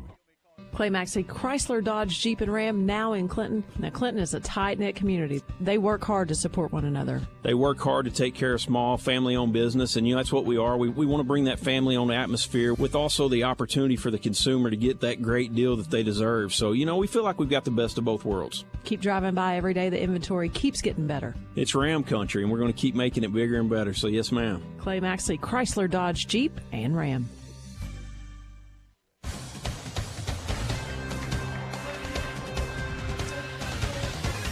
And we're back here at halftime. And if you're watching the live stream on the KHPQ Sports YouTube channel or the KHPQ Facebook page, right now you're looking at the recognition ceremony for the Class 4A cross-country state champion, Maddie Cabana, and second place runner-up team, the Clinton Lady Yellow Jackets. Hey, this is a big deal. Coach Matthew Post leads those girls. And if you've kept up on social media, you've kind of followed them for these last couple years, not only because Maddie and her just record-breaking performances that she's doing, one of the top high school running athletes in the state and around the country. And she's fun to watch. And now Clinton's got a whole roster of girls on that team who've come out and joined her and finished in second place in Class 4A. I'm joined by senior class president Aaron Duhan. We're going to talk a little bit about some things around the school and what he's got going on. Aaron, what do you think about when you see this cross-country team and the success they've had? Oh, it was amazing. I went with them to regionals, filming a video for Coach Post, a little hype video, and it was an experience. I'd never been to a cross-country meet or anything like that before, and watching it was fun. I got to do a little running myself, trying to get to the spots, get the good shots and whatnot, and it's just amazing. Watching them run, doing that, the dedication it takes, that's the kind of stuff that I like to see. Now, Noah, if you were running and you were keeping up with them, now if you had to run with Maddie Cabana, that'd be something, because if what folks may not know, or if they get a chance maybe to watch your video or some of the videos, is that my colleague says it sometimes, in a sport sometimes that's measured in seconds, that the girls are that close together when they're running, how they finish. Maddie wins her competitions by a couple minutes at a time. Oh, She's yeah. that far ahead of every other runner in the field. That Coach Post, I remember he was joking about it last year. He's like, they'll start, and he may not get to the end before she finishes, or he won't realize where she is on the floor because she's so far away from everybody else. Yep. Oh, man. We'll get Mike Hawley to talk about that in a minute when he comes yeah. up with the girls for an interview. But so, Aaron, you make fantastic videos. Thank you. And where can folks find some of these high school videos that you've been putting together this year? Oh, they're all on the Clinton High School YouTube channel. Okay. Most of the time, they're linked on Facebook as well. And almost basically every video this year has been from me. So is that so? I know this year there's a good social media presence. It seems like there's several Clinton school-related sites. I think the basketball teams have their own sites. Cross country's got a site. The football team's got a site. But I think there is one with a logo or an icon of Clinton High School. Is that the primary site, or is that where some of these videos you can link to from? Or usually we just post them on the YouTube channel, Okay. and then we post them onto the Facebook from there. Okay. So that way it's pretty. Those are the two main ones, like the Clinton High School Facebook page, and then the Clinton High School YouTube channel. Those are our two main sources for our videos. So if people are kind of YouTube savvy, either on their phone or their tablet or their smart TV, if they open up the YouTube app, if they go into the search bar or function, if they'll start typing in what, Clinton High School? Yeah, Clinton High School. Then it'll pull that up, and they should. can. If they'll, what's it look like? What will they see? They'll probably see a Is little it the black and circle. It'll say have a little Clinton Yellow Jacket in it, and then it'll just say like Clinton High School or something like that. It might pull up some of our videos. So if you see Taylor Swift come to CHS, Pascal Spray, those sorts of things, cross country hype video. Those are usually those are some of the titles of our bigger videos or whatnot. I think once they get on one, maybe there's a tab that says subscribe or something. Yes. And they can get a notification. Or, you or can turn notifications on, and there's a little bell that you can press, and it says send notifications. We all are, you and Principal Tim Smith, y'all are a genius at putting those together. We're a duo, so a lot sir. of fun. So, what else going around campus? What are you involved in? Tell folks about here on the radio tonight. Well, let's see. I am the East champion for Clinton High School East. I'm the president of the Beta Club. And let's see here. And you won the Student Council, the Quiz Bowl team trivia night at Amigos Locos on Monday night. Yeah, Monday night. That was something. I had a lot of fun doing that. I hadn't been involved in a lot because I was very busy, but I'm glad how it came together, and I loved being a part of it. Right, that was fun. Oh, yes. Yeah, you got a lot of irons in the fire. Yes, sir. So we're getting ready for basketball season. Yes, sir. What are you going to be doing during basketball? During basketball season, well, the plan is I'm going to be live streaming for KHPQ. I'm going to be the man. My colleague told me that. That's right. You're going to join us up next there at the broadcast position? Yes, sir. Hey, we may. Oh, yeah. You may help us spice up some things in the video there. Get a couple zooms and stuff, add some graphics. Well, good, and that's going to be here before you know it. They've got a benefit game tomorrow. Right. Junior high is going to get going with the tournament. Senior girls are going to get going with the tournament. First Service Bank tournament's coming up, so it may be a couple of weeks before we go live on the radio for the girls broadcast. But we'll be here and be looking forward to doing the season with you. Yes, sir. So that's Aaron Duhon, folks. You got to check out the Clinton High School and the videos, and they're a lot of fun. They do a good job. Oh, yes. And we'll get to visit more as the year goes on. Yes, sir. That's Aaron Duhon. Yes, sir. Thank you, brother. Thank you for having me. Hey, let's go ahead. Let's keep it here. I think the halftime's just a little bit shorter tonight. Well, they've got 10 minutes on the clock, and they may. I don't know if they'll add any more or not, but we got a host of Lady Yellow Jacket cross country champions coming in. Mike Holly's here, and Mike Holly's kind of part of the team. If you're around Clinton High School at 6 or 7 o'clock in the morning throughout the week, you might see Mike, you might see Maddie, you might see some of her teammates because they're out running at all times of the day. Sometimes it's early, sometimes it's late, and they've just run back from Hot Springs and a state championship and a runner-up championship in Class 4A cross country, and we're going to tell you all about it. Let me get Mike in here, too. Come on in. And I know you brought in Maddie Cabana and Allison Wallace and Gracie Linville, and let's talk to them a little bit. Yeah, it's a perfect night because it's senior night. We got 3 seniors here, and what a season they had. It all culminated yesterday at Oaklawn Park in Hot Springs with a second-place finish, the best finish ever for a Lady Yellow Jacket cross-country team. And Gracie Limble's got the headset on right now. We'll pass it around. But, Gracie, your thoughts on the cross-country season? Well, we had summer practices this year for the first time, and I think that really helped us a lot. And we also had a team this year. So, everyone just went out and worked super hard, and the success paid off. So I'm just really proud of all of us and all of what we did. Talk about the discipline it takes to run cross-country. Not everybody can do it. Well, Coach Post always says running is mental, and it really is, because you can do it, but if you're not mentally strong, you're not ever going to get there. So you just have to tell yourself to quit whining and just run, and then you'll end up thanking yourself later. Now, you had double duty. You were playing golf and cross-country at the same time, and yes. Luckily the golf season a little sooner, so you're able to at least get a couple weeks in of just cross-country only. Yes, I did always play golf until that's over, and then I get about 3 meets in before district, and then I run state. Now, what was it like running the state, Yersty? Oh, state was hard. It was freezing. It was cold, so I had Gracie had sleeves on, Yersty. I noticed I that's did. how cold it was. She was running in sleeves. I didn't get hot in the sleeves either.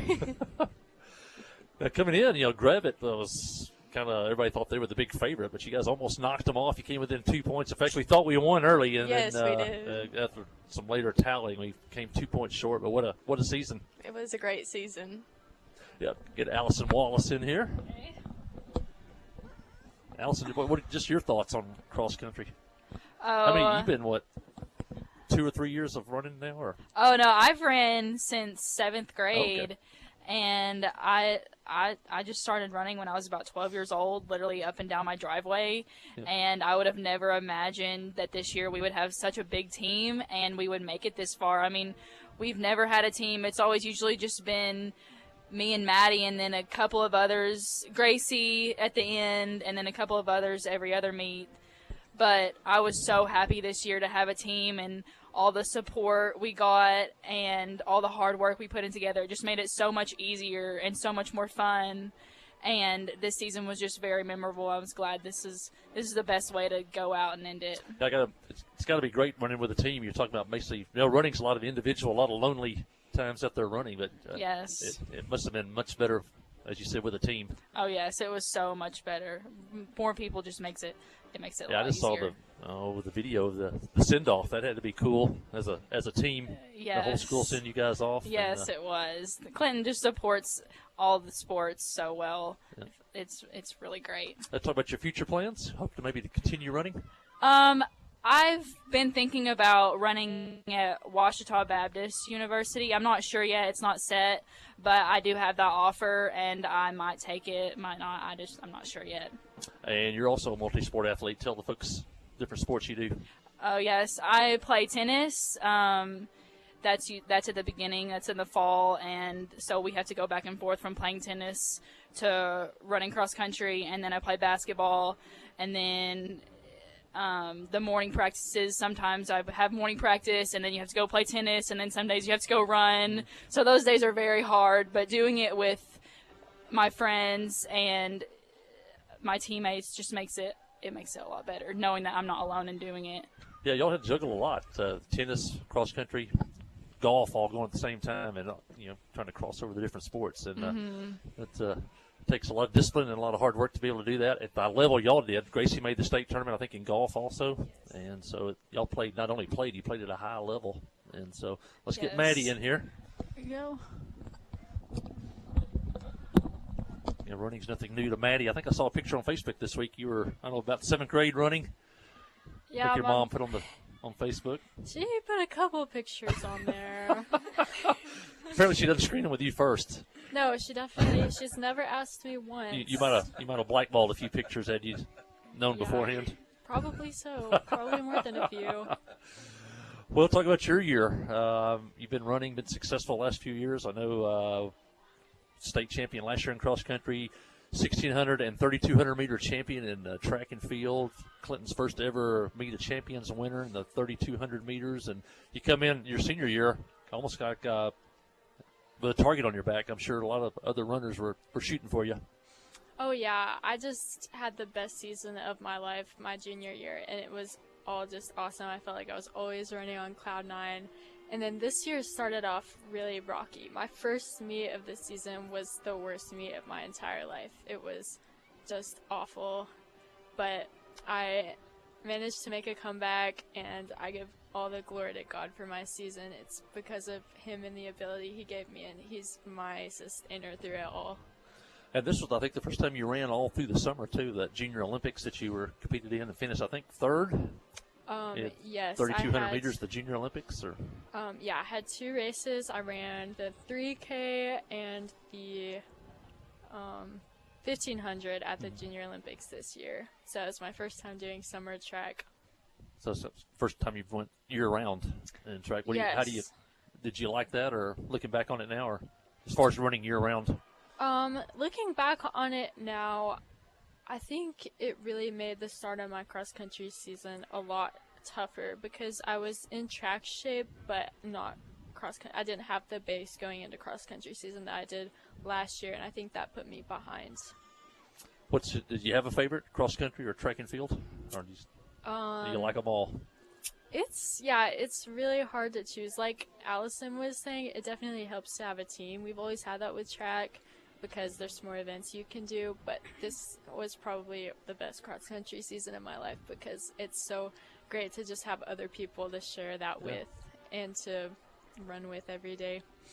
And you had a lot of fan support. People think about basketball, football for fans, but man, they gave y'all guys a lot of support either through social media and things like that. Any words for the fans? Oh, yeah. I'm so thankful for all you guys. Like, you make it so much better. We couldn't do it without you guys. Well, I know you got some choices to make. Have you narrowed down any of your college decisions yet? Or I wish I could say I have. I have not. I'm looking at so many different colleges right now, and it's a really tough decision to make, and I want to make sure I make the right one. Okay. Well, my colleague and I could offer some suggestions. We might differ. I would say I'm glad to hear Allison Wallace wants to go to Ouachita Baptist, and as a graduate, we can talk about that. I can talk to your parents. We can encourage that. And it'd be a great place, Maddie, to join Allison and go to college at Ouachita.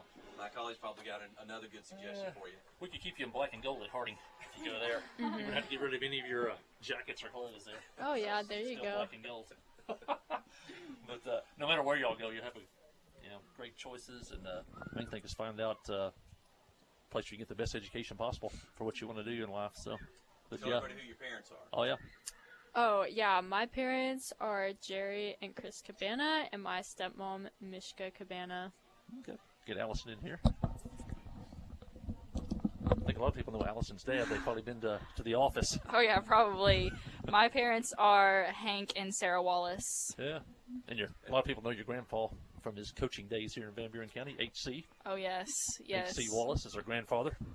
So. And who is Hayes? I hear about Hayes. Who's that? Oh, he's just the only boy of 7 girls, 7 kids. So tell folks, if you came to the pregame scrimmage in our 17 years, I don't know, we've seen Holly Heen, think of some more that we saw who, after the games, would take over the floor, be down on the corner, or during the game would try to escape and get on the floor. I think now it's going to be Hayes Wallace. Yeah. Get down in that corner and kind of hopscotch the Yellow Jacket honeycomb. So that's the blonde-headed brother, if folks want to know this year. Yes, he loves it. He loves it here. He loves everything. Come in and watch us do everything. Get Gracie in here. Gracie's mom and dad. My mom is Erin Coney, and my dad is Brandon Linville. Hey, that's your future plans. Have you got college in mind yet? Or? Yes, I think I'm pretty positive I'm going to attend the University of Arkansas. Okay, Fayetteville. Yes, I loved it. I went and toured it Tuesday, and it was really nice. We can't let Gracie leave without at least giving us one of her impressions of Coach Post. Basketball or cross country, you have your choice. Oh, I'm actually going to do a cross country since we're on this topic. We'll be walking the course. He goes, "You see this downhill? Sprint that." We're like, "Okay." We're walking again. "You see this uphill? Sprint that." We're like, "Okay." "You see this flatland? Sprint that." I'm like, "Oh, so we're just going to sprint the whole course." And he's probably in a golf cart, right? Yeah. Riding around. Yeah. No. Well, I do. So, but Coach Post, I mean, to his credit, he is isn't he a Coach of the Year? He is. Last year, he may be up for Coach of the Year this year. I will say he is one of the most supportive cross-country coaches. You know, you hear a lot of them just yelling a bunch of random things, and you're just like, what?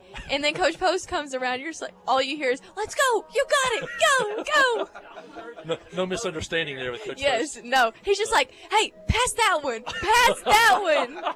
That's all I hear from him. Also loud enough for that one to hear her, too. Yes. I noticed that at Hot Springs the other day. He's like, they're tired, and I'm running like, so am I. We got 2 minutes left, and I know Allison and Gracie, you're going to join Coach Post with basketball coming up. We'll get to talk to you as the season goes on. But Maddie's the manager. That's right. Yep. We'll see a lot of Maddie this winter. So, any thoughts here? You got your benefit game tomorrow, but you ready for basketball? Oh, I'm super pumped for basketball. I think it's going to be a great season. We have a great team. We're all best friends. And I'm just really excited for what's in store for us. Yep, basketball around the corner starts tomorrow. And, yep, hey, they should be in shape, right, after cross country. Well, I said this on the radio earlier. I don't know if you got a chance to listen. They call it an exhibition game. Well, they called that our benefit game. They called that Razorback thing last week an exhibition. They had 20,000 people there, and it looked like a tournament game. Oh, but what is tomorrow? Are the girls pumped and they're ready and they're going to go out and? Yeah, we're ready to play somebody else. I know they are. We're tired of playing each other. So.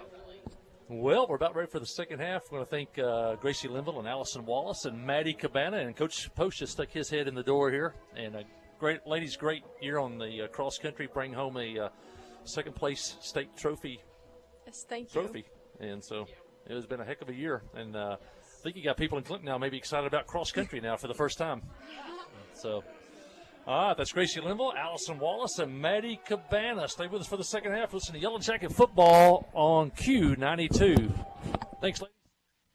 Adventure awaits, and with the all-new lineup of Chevrolets, those adventures can become reality. Joe Lee Chevrolet has the best lineup of cars, SUVs, and trucks ever. Why go from A to B when imagination can take you everywhere? And remember, when you need service work, Joe Lee's service department can keep your Chevrolet running like new. Make your best deal today at Joe Lee Chevrolet in Clinton. Find new roads in your new Chevy vehicle. Wherever the river flows and however the game goes. The River Company is a proud sponsor of Clinton Yellow Jacket Sports. Just like in sports, you want someone who has your back, the professional team at the River Company Insurance does just that. They'll work hard to find you the most coverage at the best possible price. Whether it's business, farm, ranch, personal, or automotive, the team at the River Company will get you exactly what you need. Sports is a team effort, so come join the team at the River, formerly S&P Insurance. Steve Good at Goods Cash Savers says you can learn a lot about life by playing sports. You may never be the biggest or the fastest, but you can always try to be the very best and give 100%. And that's what they do every day at Goods Cash Saver. Even though they don't have the biggest building, they try to have every item that you might need in groceries. They also overachieve every day in their meat department. So when you're looking for a place to shop, give Goods Cash Saver a try. A supermarket that cares about you and your community and says, go Yellow Jackets. We're back here at Jim Thomas Field. Jackets lead 42-0 in this one. Don't walk away from the TV because this one's going to end pretty quickly. The clock's going to run here for the entire second half. We got Coach Matthew Post with us, not talking about cross country now, but talking about first half stats. Yeah, we ran for 22 carries for 299 yards, and we had 6 catches for 92 yards. So it's kind of what we've been seeing. We ran for almost 300 yards, and we passed for around 100. So it's kind of what we've been seeing this season from this team. Our defense held Dover to 65 yards in the entire first half. That's a really good half for our defense. You know, last week was a great first half effort on defense. So we held Lamar scoreless in that first half. And another good defensive effort tonight by the Yellow Jackets. And as far as rushing for us, Venable has 4 rushing yards for 70 yards and 2 TDs on senior night. Zach Gonzalez has got 3 carries for 66 yards. Zhang, 3 carries for 56 and a TD. And Rylan Jones, 3 carries for 53 yards. Yeah, kind of spreading the ball around a little bit tonight. It's a good night when everybody has 3 carries and they all have 50-plus yards. I think Venable likes Dover. He had 2 touchdowns against them last year, 2 more tonight for the senior. And, it's a good senior night. Everybody's going to get in the ball game. ninth graders moved up. I've seen a few of them out there, so it's a really good experience to get them out in high school varsity action and get them used to the speed of the game, and it's a good way to end the season here at home. Yeah, get their feet wet tonight in the game where the Yellow Jackets are going to win big. And looks like we're probably going to be heading on the road next week. Looks like maybe the Elkins CAC was up 38-0, I think, last I checked. So that looks like it might be a done deal. Yeah, we thought Lamar might put up a fight tonight, but apparently CACs took them out of the game pretty early in that one. And the Yellow Jackets are going to be kicking themselves when they look back for that loss at Lamar or the loss at Mayflower this year. We've got a chance at Elkins. You play the game for a reason. Well, we went there about 5 years ago, and it was Coach DeFran's 100th victory. The Yellow Jackets scored on 8 straight possessions that night. Hope we see that next week. The only time they didn't score was at the end. They took a knee. And it was the Drake boys, and Sky Davidson had huge games that night.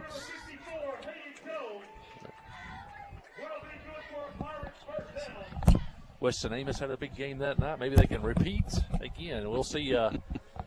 We've heard about him. We've read about him. We'll finally see the famous Dizzy Dean in person Friday night, the quarterback for Elkins. Best name in high school football, right?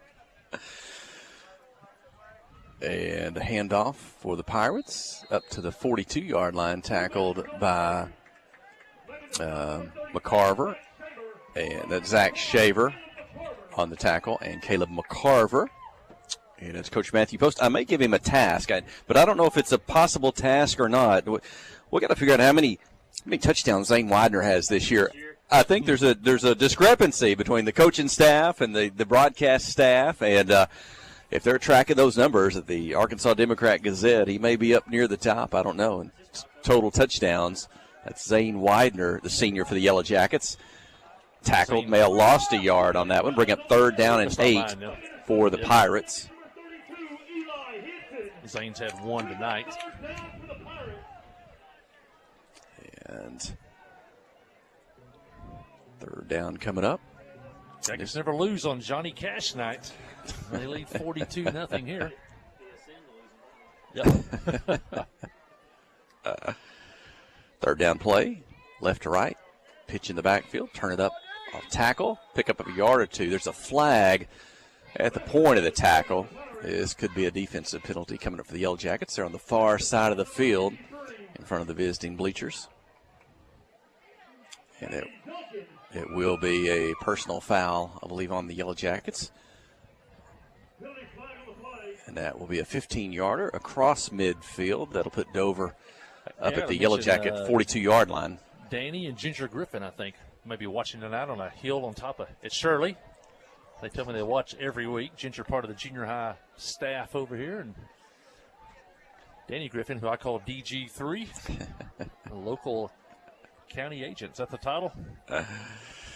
He does like that. He tells me. He said it's just, they're going to throw it down the right sideline. Liam Hudson defending. It's incomplete. I know Dan tells me it's just, it's too nice to be able to stay home and watch that live stream now, courtesy of Clay Maxey and First Arkansas Bank and Trust. That's the KHPQ Sports YouTube channel and the KHPQ Facebook page for folks who want to watch them. And I don't have any text message tonight. I think that must mean we got a good signal and a good broadcast. Thanks to the crew there. And Sid King getting everything up and going during the week as well. And glad you could tune in and watch us. Inside, well, it's going to break it out the outside. I thought it was going inside, get to the sideline, pick up about 4 or 5 on the carry. Dover up to the Yellow Jacket 39. Cool night, probably the coldest night for football we've had this year, but not quite as cold as the last 2 nights. Still pretty pleasant out there for November the 3rd. Not a really cold night this season. Not very many wet nights. And field still looks pretty good. It's yellowed a little bit, but for the most part, pretty good grass. Not too many bare spots here for late in the season. And I think I surmised from what you and Coach Post were talking about that if things go on with the scores as they are now, the Yellow Jackets do enter the playoffs, but they enter as a number 5 seed. That means they'll go on the road, and that this will be the final football game of the season at Jim Tumlinson Field for the Yellow Jackets. So, final home games for some very good seniors. You always remember that last game at home. Hand off to the right side, gets around the end. Going to pick up the first down, still on his feet to the sideline. It's a race to the end zone. If he didn't step out of bounds, it is a touchdown for the Dover Pirates. 36 yards on the carry, and they get their first points of the night. It comes at the 5:40 mark here in the third quarter. It's Clinton 42, Dover 6. Yeah, 36-yard run by number 22.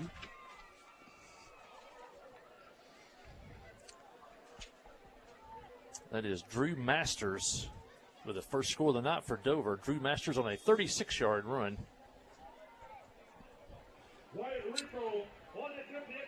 They'll attempt the extra point. You know, I don't know if you talked about averages tonight or not, and how this team, offense and defense, maybe compares the team in past. But again, Clinton with 42 seems for the most part like they've averaged around 40 points a season on the games. Only given up 6 on the defense. So I guess we can check by next week and check the averages and see how things are going. But this game, at least on the offensive side, kind of holding to form, and they've held the Pirates to 6, but 42-6. The extra point is no good. 5:40 remaining in the third. We'll take a short break. You're listening to KHPQ in Clinton High School Sports. Life is better with basketball and with First Security. We have the resources and the know-how to assist with your needs, plus a local team you can count on. So you're making better plays because First Security is making better happen during this season and every season. What's your better? Get there with us. Stop by your local First Security banking center or visit us online at fsbank.com today. First Security. Bank better. Member FDIC, equal housing lender. The Black Law Firm is a proud supporter of Clinton High School Yellow Jacket sports. When you need an attorney, call the Black Law Firm. Whether it's an injury accident, criminal defense, DWI, family dispute, Ralph Blagg believes in equal justice for all. Now located in the shopping center at 244 Highway 65 South or on the web at blaglaw.com. The Blagg Law Firm, a proud supporter of Clinton Yellow Jacket sports. Zane in the ballgame. Oh, good leg work. Oh! Widener on the return. He took a shot here at the 37-yard line, but he bounces back up. I don't think you ever saw him coming as he got around the tackler. He will return. That reminds me, if you're on social media, I don't know if you guys saw that this week. Did you see it? James Gamble posted, he said his Yellow Jacket claim to fame exactly 20 years ago on October the 31st when he was hit by Darren McFadden just like that, maybe blindsided. And James posted that. That's old. And the handoff breaks away from the pack. It's Hutto, the 50, the 40, the 30. A race. Will they catch him? It's a touchdown save and tackle at the 12. Nathan Hutto on the carry. That's going to end up going for about 50 yards on the run by Hutto. But, yeah, just to finish that thought, James Gamble getting hit by Darren McFadden in that old school video from 20 years ago. Brayson Littell now the quarterback for the Yellow Jackets. He's been the backup all year, but hasn't played many snaps at quarterback as Brody Dufran has stayed healthy. He's pretty much played wing back most of the year. We're talking all this cross-country stuff and all these records and state records. I failed to mention my record. I am the, as I mentioned after this play is over. Inside handoff, not much. Maybe a couple of yards just short of the 10. I hold the state record for being passed the most times by Maddie Cabana. She has laughed me numerous times out here on the track in the morning, so I do hold that distinction. I hear the tennis shoes coming up behind me. I know it's her. Yep. Littell turns, wants to give it to the slot, kind of on the trap. They're going to drop the football, but they will recover. The Yellow Jackets. Now, is that number 16? Who's the ball carrier? I'm not sure number 16, if that's one of those numbers we don't have on the senior high roster. Not sure. Wyatt Dunn is in the ball game, number 47 for the Yellow Jackets. Zach Shaver into the ball game on the offensive side of things. Also, Kanan Duncan in at center now for the Yellow Jackets. Hutto remains in the backfield. Going to give to the back, moving left to right. That's Rylan Jones. He stays in the ball game. Who else for Clinton is in? I see number We don't have 61 on the senior high roster or number 77 or number 56. And they're going to swap personnel. And here comes some of the returning starters in. Let's see, Creed Brown and Hunter Hewitt's in the ball game. Eli Henson's back in. I'll go to attempt the field Dawson goal. Burgess. Oh, okay. Little field goal practice. You're right. That is the field goal team. This will be a 38-yard attempt. It is Armando Infante, the 9th grader, moved up. He kicked on the junior high team. The snap, the hold, penalty. And there's going to be offsides on the Dover Pirates. That'll move it forward 5 yards. The ball was on the 11. That will move it to the 6. So that should be a So they might decline 23. That one, I guess they're going to move it up.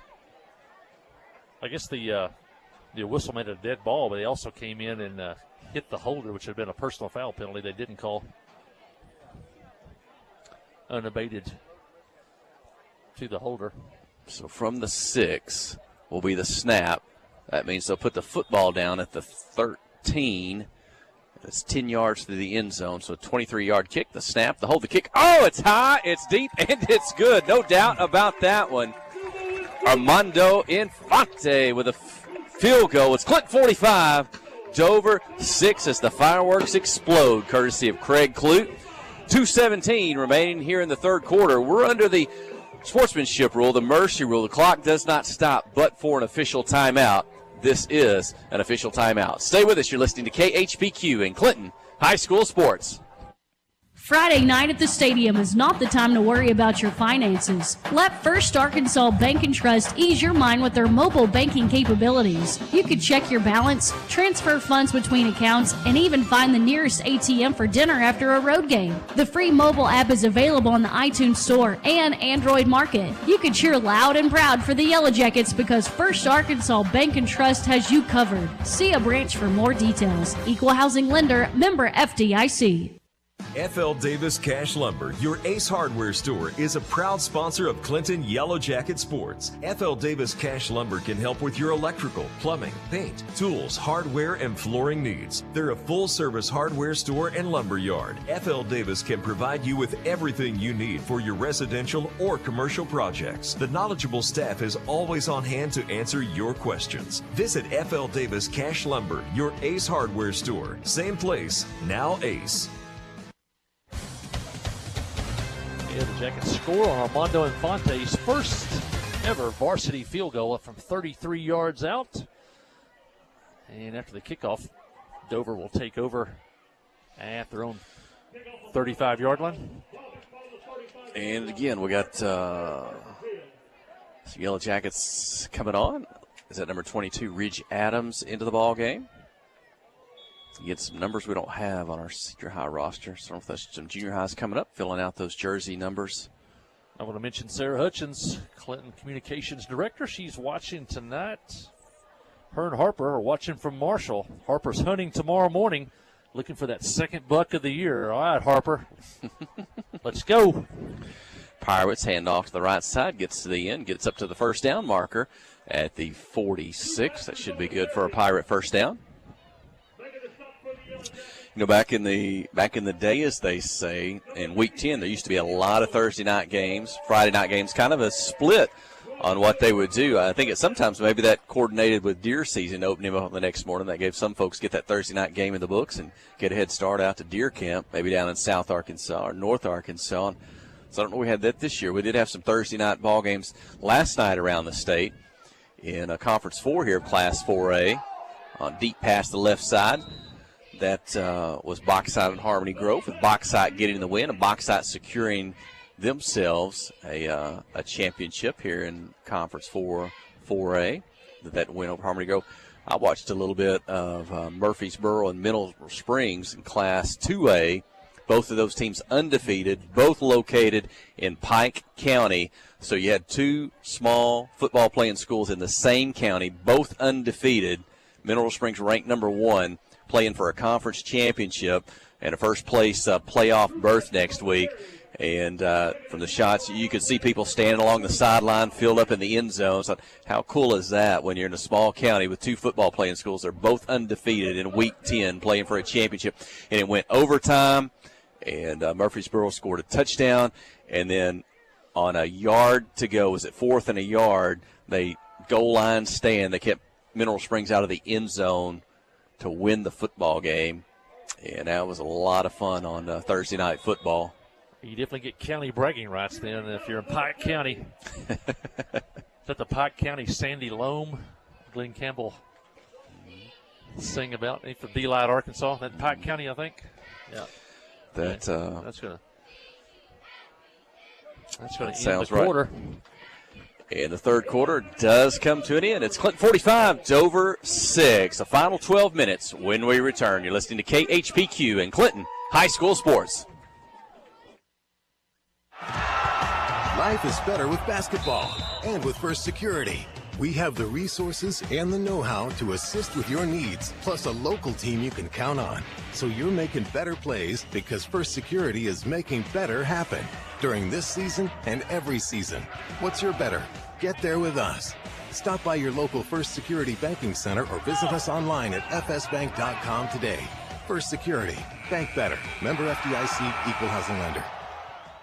Kick off the season with super fast fiber internet. Pettigene Fiber gives you the home advantage and is the ultimate choice for sports enthusiasts like you. With lightning fast speeds, you'll never miss a touchdown, a slam dunk, or a winning goal again. Say goodbye to buffering and hello to the ultimate sports experience. Call us at 501-745-2493 to sign up. Better internet, better service, and better pricing that will keep you in all the action. You won't want to miss this. Well, we're moving into the fourth quarter quickly. Jackets lead 45-6 here on senior night. Pirates with the ball, hand off to the right side across the 35 up near the 33. Well, it was a big first quarter to get this one going. Was it Clinton was up 35-0 in the first quarter tonight. And senior Josh Jones in the game just made that last tackle. Got a big cheer from his teammates on the sideline. Josh is the son of Philip and Jenny Jones. Philip is the Booster Club president for here at Clinton High School. You'll see Philip around and game night's inflatable Yellow Jacket. The Booster Club's got the tent set up with the Yellow Jacket merchandise for sale, and Booster Club does a lot of things to support the kids with gear and merchandise. And when they hit the road for some of these postseason playoff trips, oftentimes they're a big part of that. They can help out with some of the funding and meals for that. And as it looks like we're going to go on the road to Elkins next week, the Booster Club will be in tow. I know you and Philip usually get in the truck and haul all the gear up. And Booster Club, a big part of the successful athletic programs here around Clinton High School. Yeah, a combination of Yellow Jacket Booster trailer, the wrap trailer you've seen all around town, and then also the part of the school's vehicles that we use. And so it's a team effort between Booster Club and the school, and we get the equipment there long before the players do. It's quite a travel entourage for Clinton. You've got you got maybe a couple of buses with the team. You've got the gear, the truck, and the van. You got the band. They've got their own cargo carrier. You've got the cheerleaders. Coach Matthew Post drives those. So it's quite a caravan to on these football trips with. Getting all the students and all the equipment from around. Yeah, band travels, and they also travel with their own equipment trailer. Yes, quite a. And then also the security staff, the police, the Clinton School District Police Force. All three officers, Chief Ayers and Kenny Dunham and David Hess. They are a great group. Work with our kids in the school here, and they are here on game nights, and it's I think it's good for the kids to see those guys around that police are not the enemy. They can they're there to help you. Second down and 1. Dover trying to pick up a second touchdown end of the night with 10 minutes to go. Handoff right to left, gets to the end, turns it up into the end zone. Touchdown Dover. It's Clinton 45, the Pirates 12 with 9:45 and a running clock here. In the fourth quarter, they failed on a 2-point conversion attempt. Their first opportunity. No, they missed an extra point attempt. Excuse me. Let's see what they want to do here. Conrad Hogans with a touchdown on a 7-yard run.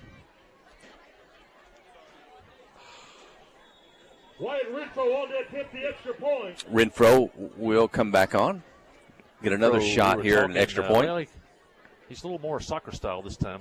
First time, look, he kicks straight on. Oh, it's going to cling off the right upright and will be no good. So 45-12, 9 minutes. Yellow Jackets will have the football when we return. You're listening to KHPQ in Clinton High School Sports. Steve Good at Goods Cash Savers says you can learn a lot about life by playing sports. You may never be the biggest or the fastest, but you can always try to be the very best and give 100%. And that's what they do every day at Goods Cash Saver. Even though they don't have the biggest building, they try to have every item that you might need in groceries. They also overachieve every day in their meat department. So when you're looking for a place to shop, give Goods Cash Saver a try. A supermarket that cares about you and your community and says, go Yellow Jackets. Tonight's football game is brought to you in part by these fine Yellow Jacket boosters, by Miller Sanitation, Troy Groszowski of Edward Jones, by Van Buren County Veterinary Clinic, Elevate Physical Therapy, PSG Heating and Air, Tharp's Barbershop, Academy Mortgage, by PEH Supply, and by Clinton Drug. These fine boosters help bring you tonight's coverage.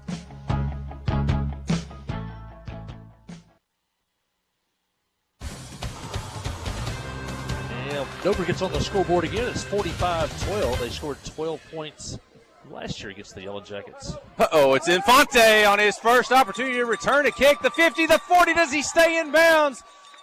Oh, they'll push him out at the Dover. What's that? I don't know. The 50-yard line. Armando Infante. And again, that may just be a teaser to the things to come the next 3 years when he's in high school. Again, he's offense, he's defense, he's special teams. Oh, they're going to bring this one back. What happened? They're going to bring it all the way back He's to the excited. 28. He has the football in his hands and a little bit of open space, and he is exciting to watch. And Fonte there showed his speed, but that's going to come back on a holding penalty, back to about the 29-yard line.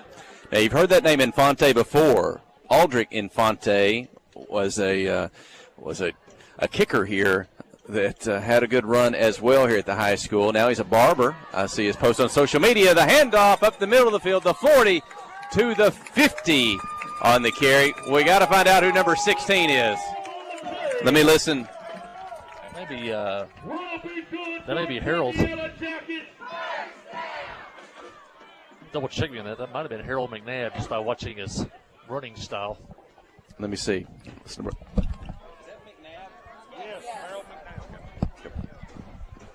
That was Harold McNabb. Everybody in the crowd knew that when I said it out the window. Everybody said yes. That's not his number from junior high, but I could tell by his running style. And I tell people all the time, I said, Harold, he may not be the biggest player out there, but Harold McNabb is a football player. Defense, offense, special teams, he's a football player. Infante gets the second carry of the drive. Picks up 6. It's 2nd down and 4 at the Dover 44. Harold, tough, hard nose. He'll hit you on defense. Littell is the quarterback. The handoff up to the 40-yard line, the first down marker. And that is a Petit Fiber first down. That's number. Is that Johnson? What do you say? Tristan? Maybe another 9th grader, maybe on the carry.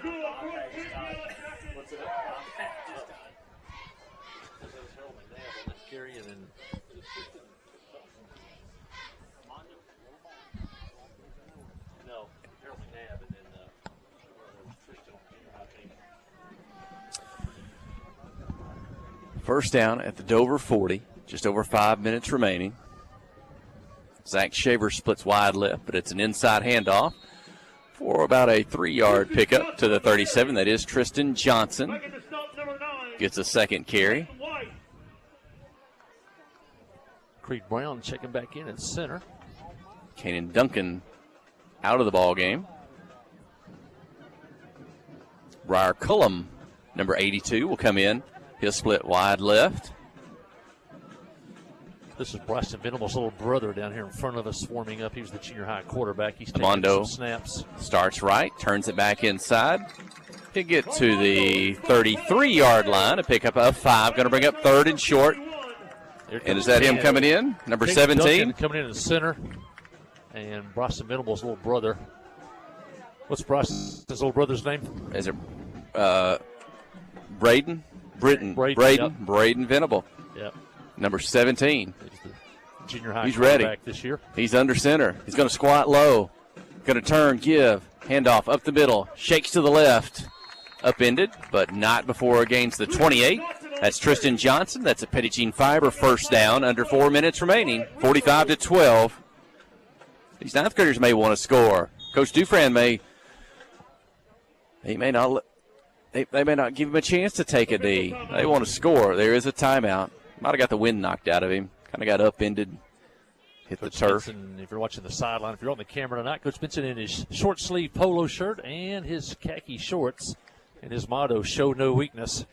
But the question, is he wearing the Coach Benson socks? That's I wanted to buy a pair. I think the last day was October the 31st to buy a pair. I did not get an order in, so I don't know if they're still available. But, again, go to the Clinton High School YouTube channel, and you might have an opportunity to buy your Coach Benson or Coach Smith socks. And I think I saw today there were Coach Judson Smith and Coach Matthew Post socks that are now available. Fierce competition.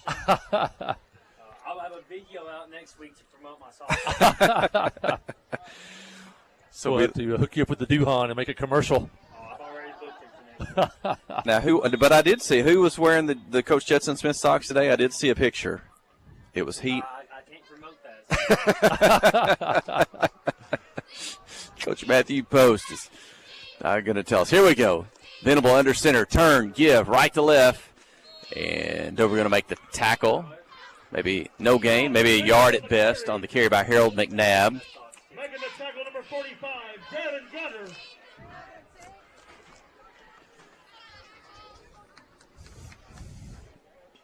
It'll be an early night tonight. It's 8:44. This will be over in about 3 minutes.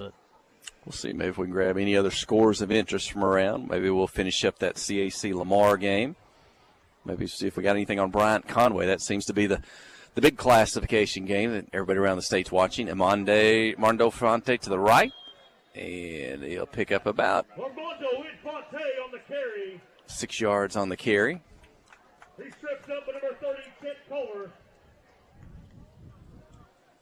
Yeah, I've thrown this trivia question out before. 1964 Conway Wampus Cats won a state title, and their head coach was former Yellow Jacket Rex Lovell. Rex coached the 1953, this is the 70th anniversary of the 1953 Clinton Boys State Championship team. And then around 1960 moved on to Conway, became the assistant football coach, later took over the program and won a state title with the Wampus Cats back in 64. Venable on the quarterback keeper. Fake the handoff, gets to the right, makes one man miss, a second. Knocked out of bounds by a third Pirate, but not before he picks up the Petit Jean Fiber first down at the Dover 13. And this ninth grade crew, they're trying to score, but there's just 2 minutes left. With the clock probably not going to stop, that may only give them about 3 more plays. You know they want to punch it in if Coach doesn't call them off. We'll see.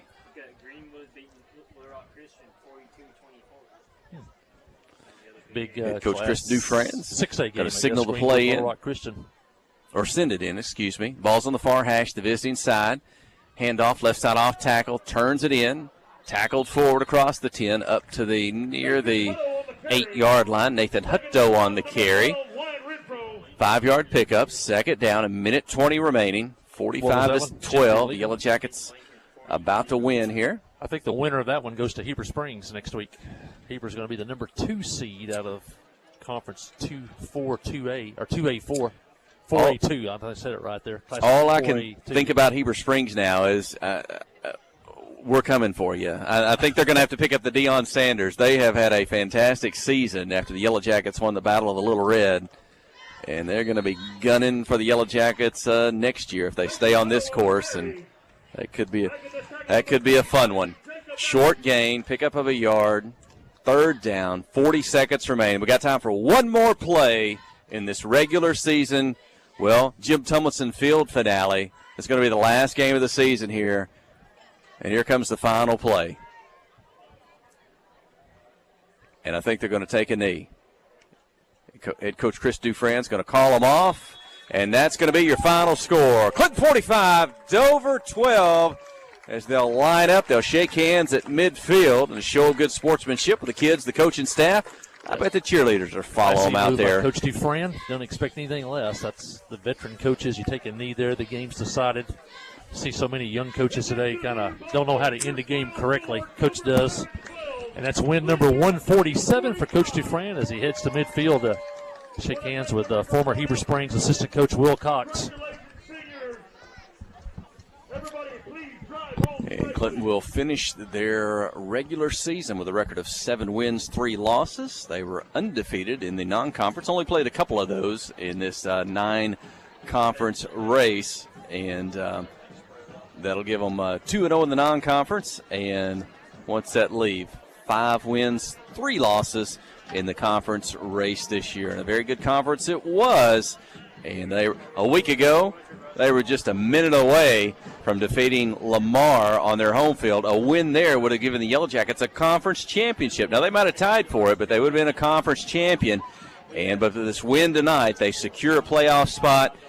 CAC is going to beat Lamar, and that's going to keep the Yellow Jackets in the playoffs at what looks to be a number 5 seed, and going on the road next week. We'll talk about that before we go off the air tonight as the players are going to gather up at midfield for a final post-game talk and a circle up here at Jim Tumlinson Field. Stay with us. You're listening to KHPQ in Clinton High School Sports.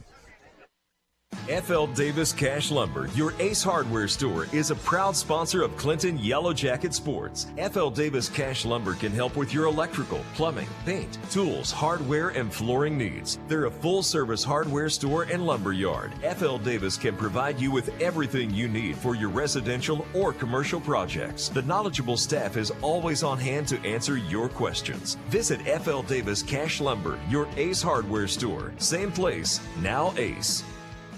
Kick off the season with super fast fiber internet. Pregame Fiber gives you the home advantage and is the ultimate choice for sports enthusiasts like you. With lightning fast speeds, you'll never miss a touchdown, a slam dunk, or a winning goal again. Say goodbye to buffering and hello to the ultimate sports experience. Call us at 501-745-2493 to sign up. Better internet, better service, and better pricing that will keep you in all the action. You won't want to miss this. Friday night at the stadium is not the time to worry about your finances. Let First Arkansas Bank and Trust ease your mind with their mobile banking capabilities. You can check your balance, transfer funds between accounts, and even find the nearest ATM for dinner after a road game. The free mobile app is available on the iTunes Store and Android Market. You can cheer loud and proud for the Yellow Jackets because First Arkansas Bank and Trust has you covered. See a branch for more details. Equal housing lender, member FDIC.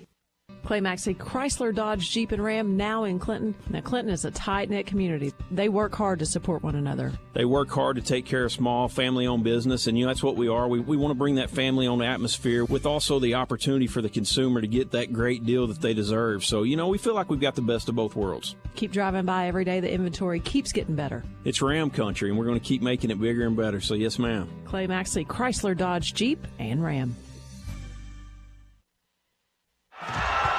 Life is better with basketball and with First Security. We have the resources and the know-how to assist with your needs, plus a local team you can count on. So you're making better plays because First Security is making better happen during this season and every season. What's your better? Get there with us. Stop by your local First Security Banking Center or visit us online at fsbank.com today. First Security. Bank better. Member FDIC, equal housing lender. Conway Regional has been the community's hospital for more than 100 years, providing high-quality, compassionate care. As our community continues to grow, we're growing alongside you to ensure all your healthcare needs are met right here in Conway. Our board-certified interventional cardiologists, specialized team, and innovative cardiovascular technology are here to provide the comprehensive care you deserve when you need it most. So when you're facing a heart emergency, trust the care you'll find down the hallway, not down the highway.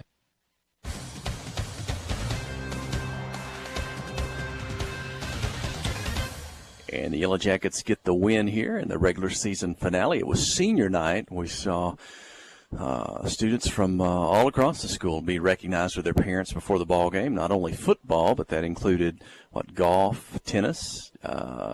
Chad Brown's watching now. I saw Sam Brown was recognized there on a fantastic tennis season that Tammy Hodges Johnson and her tennis students had. You had volleyball, you had cross country, you had the band and the cheerleaders, and so it was a big night here on senior night, and hopefully a lot of fun for those students and their families tonight here on the final game of the year in Jim Tumbleton Field. So, boy, back in the summertime when it's a little warmer and you're getting going there in late July or early August with football practice and school starting, and you just don't think it'll go so fast, but seems like it does here at the end when you wrap up here at home, and the Yellow Jackets a very successful season and finishing well at home, and thankfully going to be on the playoffs. We'll talk about that before we go off the air tonight, what that looks like. I know Coach Matthew Post, he was looking up some scores there on his phone from around the state as well, but with Coach Post, our statistician throughout the season, we talked a little bit about numbers at halftime, and I don't know anything that again, this game, it was over early in the first quarter there and got up 35-0 to start the ball game, so not a night when the numbers really tell the story, but anything that does stand out with you tonight as far as stats, or even if you want to think about the regular season, 10 games here, what you think about when you think about some of the numbers from this team, from a team or individual standpoint from tonight and through the season? Yeah, we tonight we had around 400 yards of offense, which is a pretty good night for us. My iPad just died, so I was just looking at. We had over 5 rushers with over 50 yards tonight. Which anytime you do that, that's a good night. And they all had between 3 to 4 carries, so everybody was getting lots of yards per carry tonight. Brody Dufresne was 6 for 6 for about 92 yards in the air with a touchdown. So it was a very efficient night for our offense. We could do whatever we wanted to tonight. I know Dover, they've had a really tough season, but we showed up and we took care of business and did what you're supposed to do on senior night here at home. And our defense gave up, I think, 215 yards of offense. Most of it was rushing. But a lot of that came in that last fourth quarter when we had a lot of our younger ninth graders out there getting some high school experience, which is really going to help, in the future down the road here. Right. When you look back over the season, what are some numbers or individual performances or things that you think about? I'll have to go back and look at it and get the stats maybe next week at the playoff game and have some of the year-long stats. But obviously Zane's had a massive year.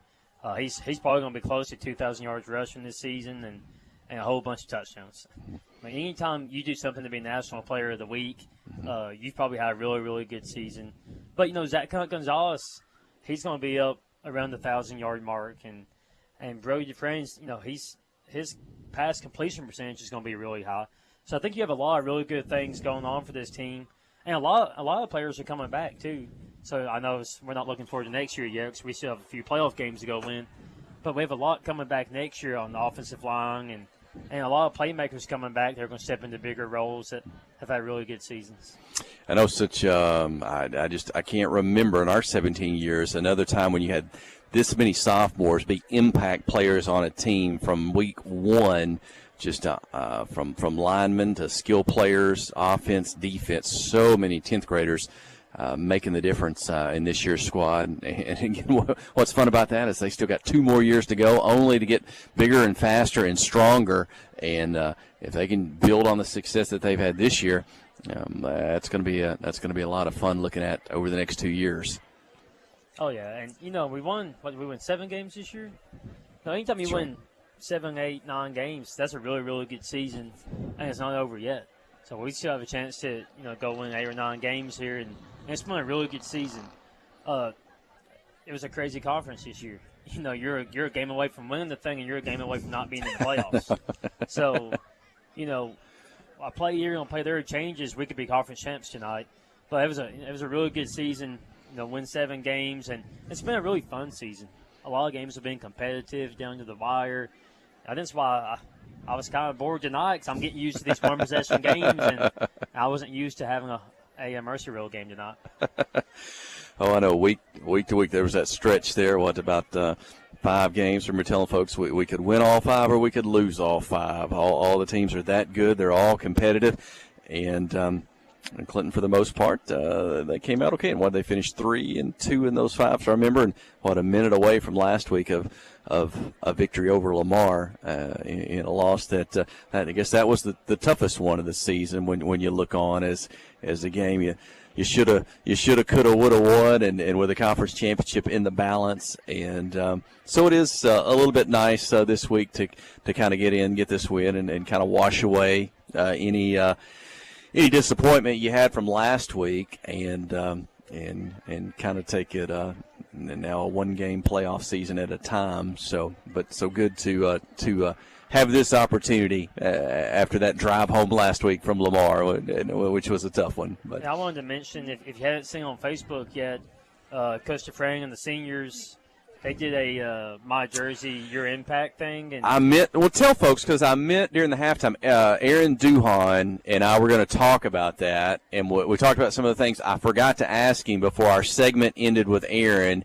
and I know folks can find that. You might can tell them where they can find that on YouTube or Facebook. But yes, tell folks what that was about. Really cool, and Duhan, he gets upset if you call him Aaron. You got to call him through Duhan. But He's unbelievably good at making these videos and all he does for our school, and he does it, and it takes up a lot of time, and he has to miss some class sometimes to do it, and he never complains, and he loves to do it. He loves to help the school and the community, but he does a fantastic job. We'll have to put him on the payroll or something next year when he leaves. But it was a really cool thing Coach DeFrang did. He took him and the seniors, and they took their white jerseys to a teacher that's impacted them in a positive way and inspired them to be better. And Duhan, when they took the jersey to the teachers, he was videoing it, and they gave the teacher a jersey, told them why they impacted them, why they're giving them that jersey, and a lot of the teachers start crying, tearing up, and Mom was watching the video. I was sitting in the office over here, and I started tearing up and choking up. And if you haven't seen it, go to the Clinton High School Facebook page, and it's called My Jersey, Your Impact, or something like that. And it's a 2-minute video, and it's worth your time to watch it. And we have a bunch of really good teachers here that really impact our kids, and they go above and beyond. And they're at every single game. They support them in all this stuff, and no one ever has to tell them to go to it. They show up because they want to be here. They want to support our kids. And it's a lot of places where I've been in principal as to tell teachers to go. You never have to tell our teachers that because they're one of the first people here. And we're really blessed to have all the teachers that we have here. And that was a really cool video, so go check it out. Really a good culture, if that's the right word, at the Clinton School District and the high school right now. And I remember when I went to Northwest Arkansas for law school, hung around to work for a while, and I was at a church there and worked in student ministry and at a school that had a lot of sports success and things like that. And it made me start thinking about, what kind of impact does this have on these student athletes to be part of such a successful program, and will they carry that with their lives? And would that be different if they'd been in a school setting where they'd not had as much success? It really made me think about that for the first time. And if I were to look at the Clinton School District right now, whether it be sports, whether it be other extracurriculars like band, whether it be clubs like FBLA or FCCLA or Beta Club, or whether it be the school district at whole and where they rank in academics around the state and graduation rate, where they even rate in individual teams like your girls, the Lady Yellow Jacket basketball program, who won all schools, all classifications, all sizes, the top grade point average of girls basketball in the whole state last year. When I look at all those things across the school district, the success, if that's the right word, that the school district is having right now, and I don't know if it feeds on itself and it just keeps getting more successful and better in the culture, but there are just so many things you could point to across the board in so many areas of the school district and the high school that really seem like it's such a special thing to be a part of. It's, I've always thought success breeds success. And it's kind of what happens here. And everybody's committed. And what's awesome is our coaches and our teachers who do clubs. And everybody shares everybody. No one's like, you can't do this, you can't do that. Everybody supports everybody. Our kids all support each other. And Mr. Smith always says we want to win at everything. And I think that's what we're doing. We're winning at everything. And once you start to win, you know how to win. and the younger kids look up to the older kids, and they learn how to win by watching it. And then you just win. You expect to win every year because you know how to work hard to win. And when you expect to win, that means something. It's a mentality. And I think our school district has that mentality of we expect to win, and we're going to give it our best to win every single time. Mm-hmm. And it's okay if you don't win, as long as you're playing your best, you're competing at your best, you're giving your max effort. And I think that's what we're doing as a school district. And when you're good at sports, you're good at clubs, you're good at all that stuff, the academics is always going to be good. Because you can't be that good at that stuff and not good at the academics. Because it's hard. Academics is just hard work. Mm-hmm. If you know how to work hard in sports and clubs and activities, the school is easy. And I think that's what's happening right now. And I'm super proud to be a small part of it. That's Coach Matthew Post from the Lady Yellow Jacket basketball program, our statistician, and good to have him with us tonight. Well, let's bring my colleague back in. He's been down to the field. I did see him talking to head coach Chris Dufran. I'm not sure if he's got some other interviews as well, but we'll pull up the mic and see what we got there for you and some post-game interviews. Head coach Chris Dufran.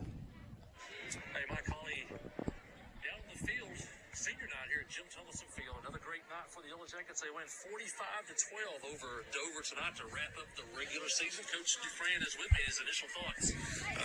We did what we needed to do, come out and played hard, and took care of business early and often, so I was proud of those guys for doing that.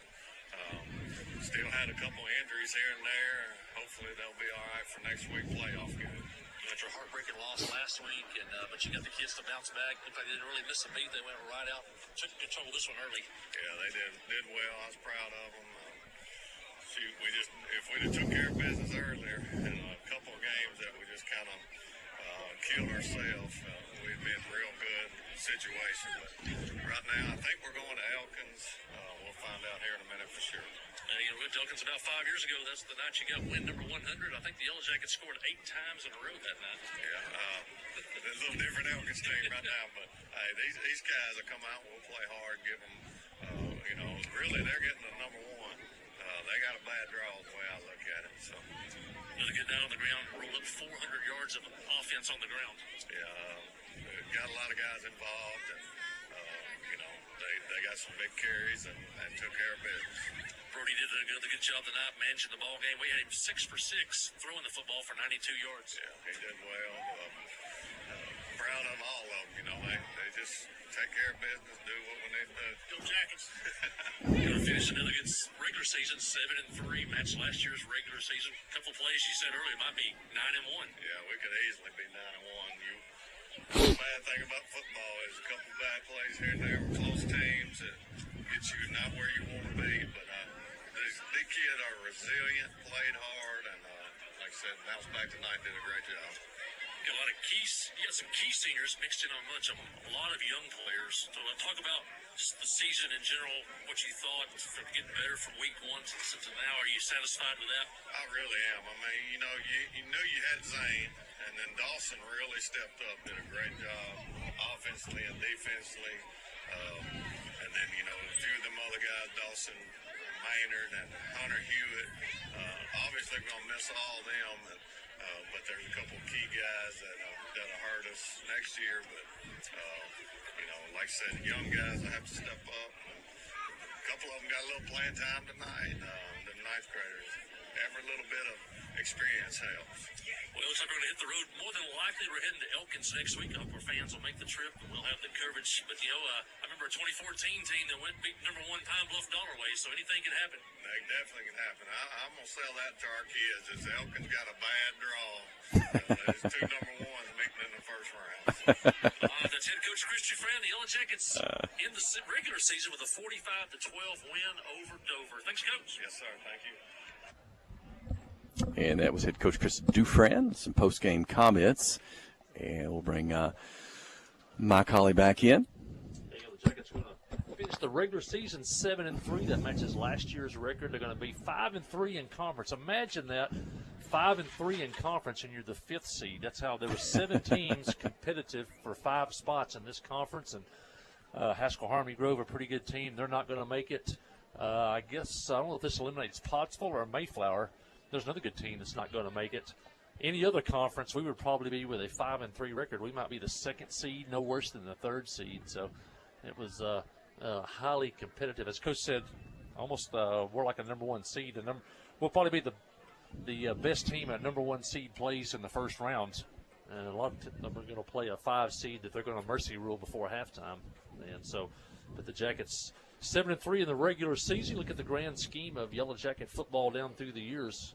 And most high schools, you get 7+ wins in a year. That's a really good season. So you only play 10 regular season games, and that's a good record. Dover's going to end their season 2-8 on the year. They'll go 0-8 in conference play. They've now lost 31 straight conference games dating back to the last game of the 2018 season. Head coach Christy Fran now 147th win, 107 losses. And I told him before the season, if you get to 150 this year, something really good happens. So if he gets to 150 this year, it'll be playing on Thanksgiving weekend. And so, but sitting at 147 wins, winning as coach in Clinton football history. And Jackets more than likely on the road. There was another scenario that I guess I'd failed to mention. If somehow Little Rock Hall beat Mayflower, that could also shake things up a little bit. We didn't even check for that score. But CAC is going to win big tonight over Lamar. CAC and Bauxite will be conference co-champions with 2 losses. And then there'll be Clinton and Pottsville and Lamar all in second place basically with 3 losses. 5 teams within 1 game of each other. And then you have Mayflower and Haskell Harmony Grove just outside of that. And so you're going to have a team above 500 not going to make the playoffs. And you're going to have basically a 2-loss team. 2 2-loss teams are going to be conference champs. So it was a wacky year in the 4A conference. Don't know if it'll be this way next year. In December, we'll know about new conference alignments. We could be heading west. We could be heading east. You never know what this conference will look like next year. But the Jackets here on senior night at Jim Tomlinson Field. Another great crowd. Another big victory for the Jackets. Back-to-back 7-3 regular seasons. And I failed to mention this, the Yellow Jackets now qualify for the playoffs for the 8th year in a row, and extends a school record. You know, there were playoffs began in 1968 in Arkansas, and there was, for the Yellow Jackets, like most schools, they were sporadically spread out, maybe a couple through each decade, but the Yellow Jackets are now on a streak of 8 in a row, and that's what good programs do. They do it year after year after year, and now 8 straight seasons dating back to 2016. The Yellow Jackets have made it to the playoffs. And I see, I'm looking down the field. I see some seniors not wanting to leave the field. I see Bryson Venable and Dawson Burgess and Zane Widener. They're still down there on the field. And saw a lot of folks come in tonight that hadn't seen in a while, and wanted to come back and see Yellow Jacket football. And some of these guys play their final game at Jim Tomlinson Field. And saw Mason Dow tonight. We haven't seen him in a while. He was a great Yellow Jacket football player.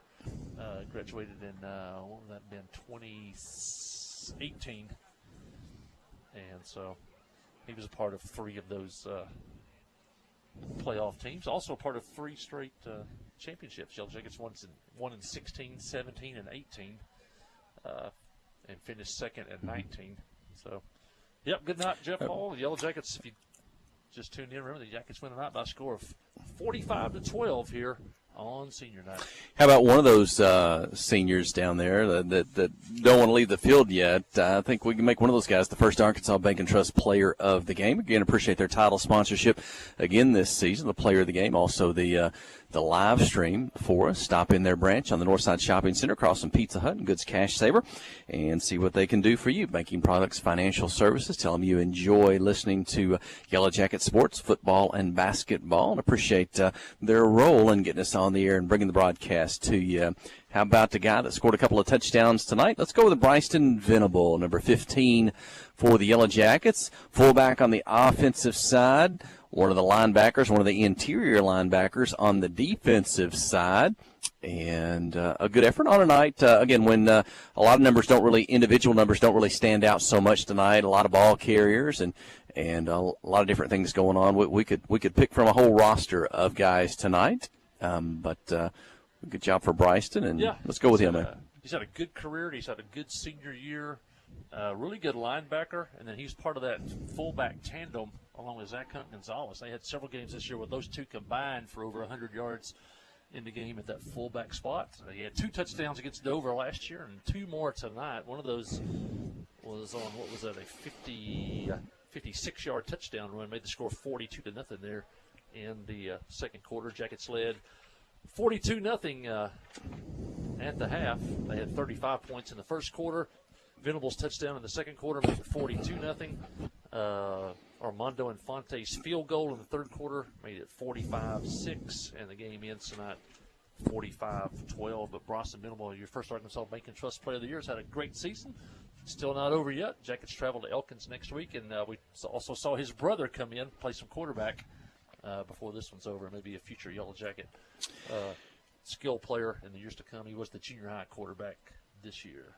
And if you're looking ahead to next week, I'm thinking of playoff games around the state. Are those 7 o'clock kickoffs? 7 o'clock kickoffs. Elkins is just south of Fayetteville on, what do they call that? Is that I-49 or the coming up from Alma to Fayetteville? And so you might call it 3 hours if you stop a time or two. You can get there a little bit quicker if you want to and drive it straight there. But if you're making your way up, that'd be a fun one. A lot of good places to stop along the way, and a memorable night there in Northwest Arkansas. If not, we'll have the broadcast for you right here on KHPQ on the air and on the KHPQ YouTube channel and the Facebook page. You can watch the live stream. Well, that'll do it tonight in this final game from Jim Tomlinson Field in 2023. We'll be on the road next week in the playoffs. For Sid King, getting us all set up during the week and ready to go. For Kelsey Robertson, our studio engineer. For Coach Matthew Post with stats. For my colleague, I'm Jeff Hall. You've been listening to KHPQ and Clinton High School Sports. You've been listening to Yellow Jacket Sports on KHPQ and brought to you by these fine Yellow Jacket sponsors. First Security Bank.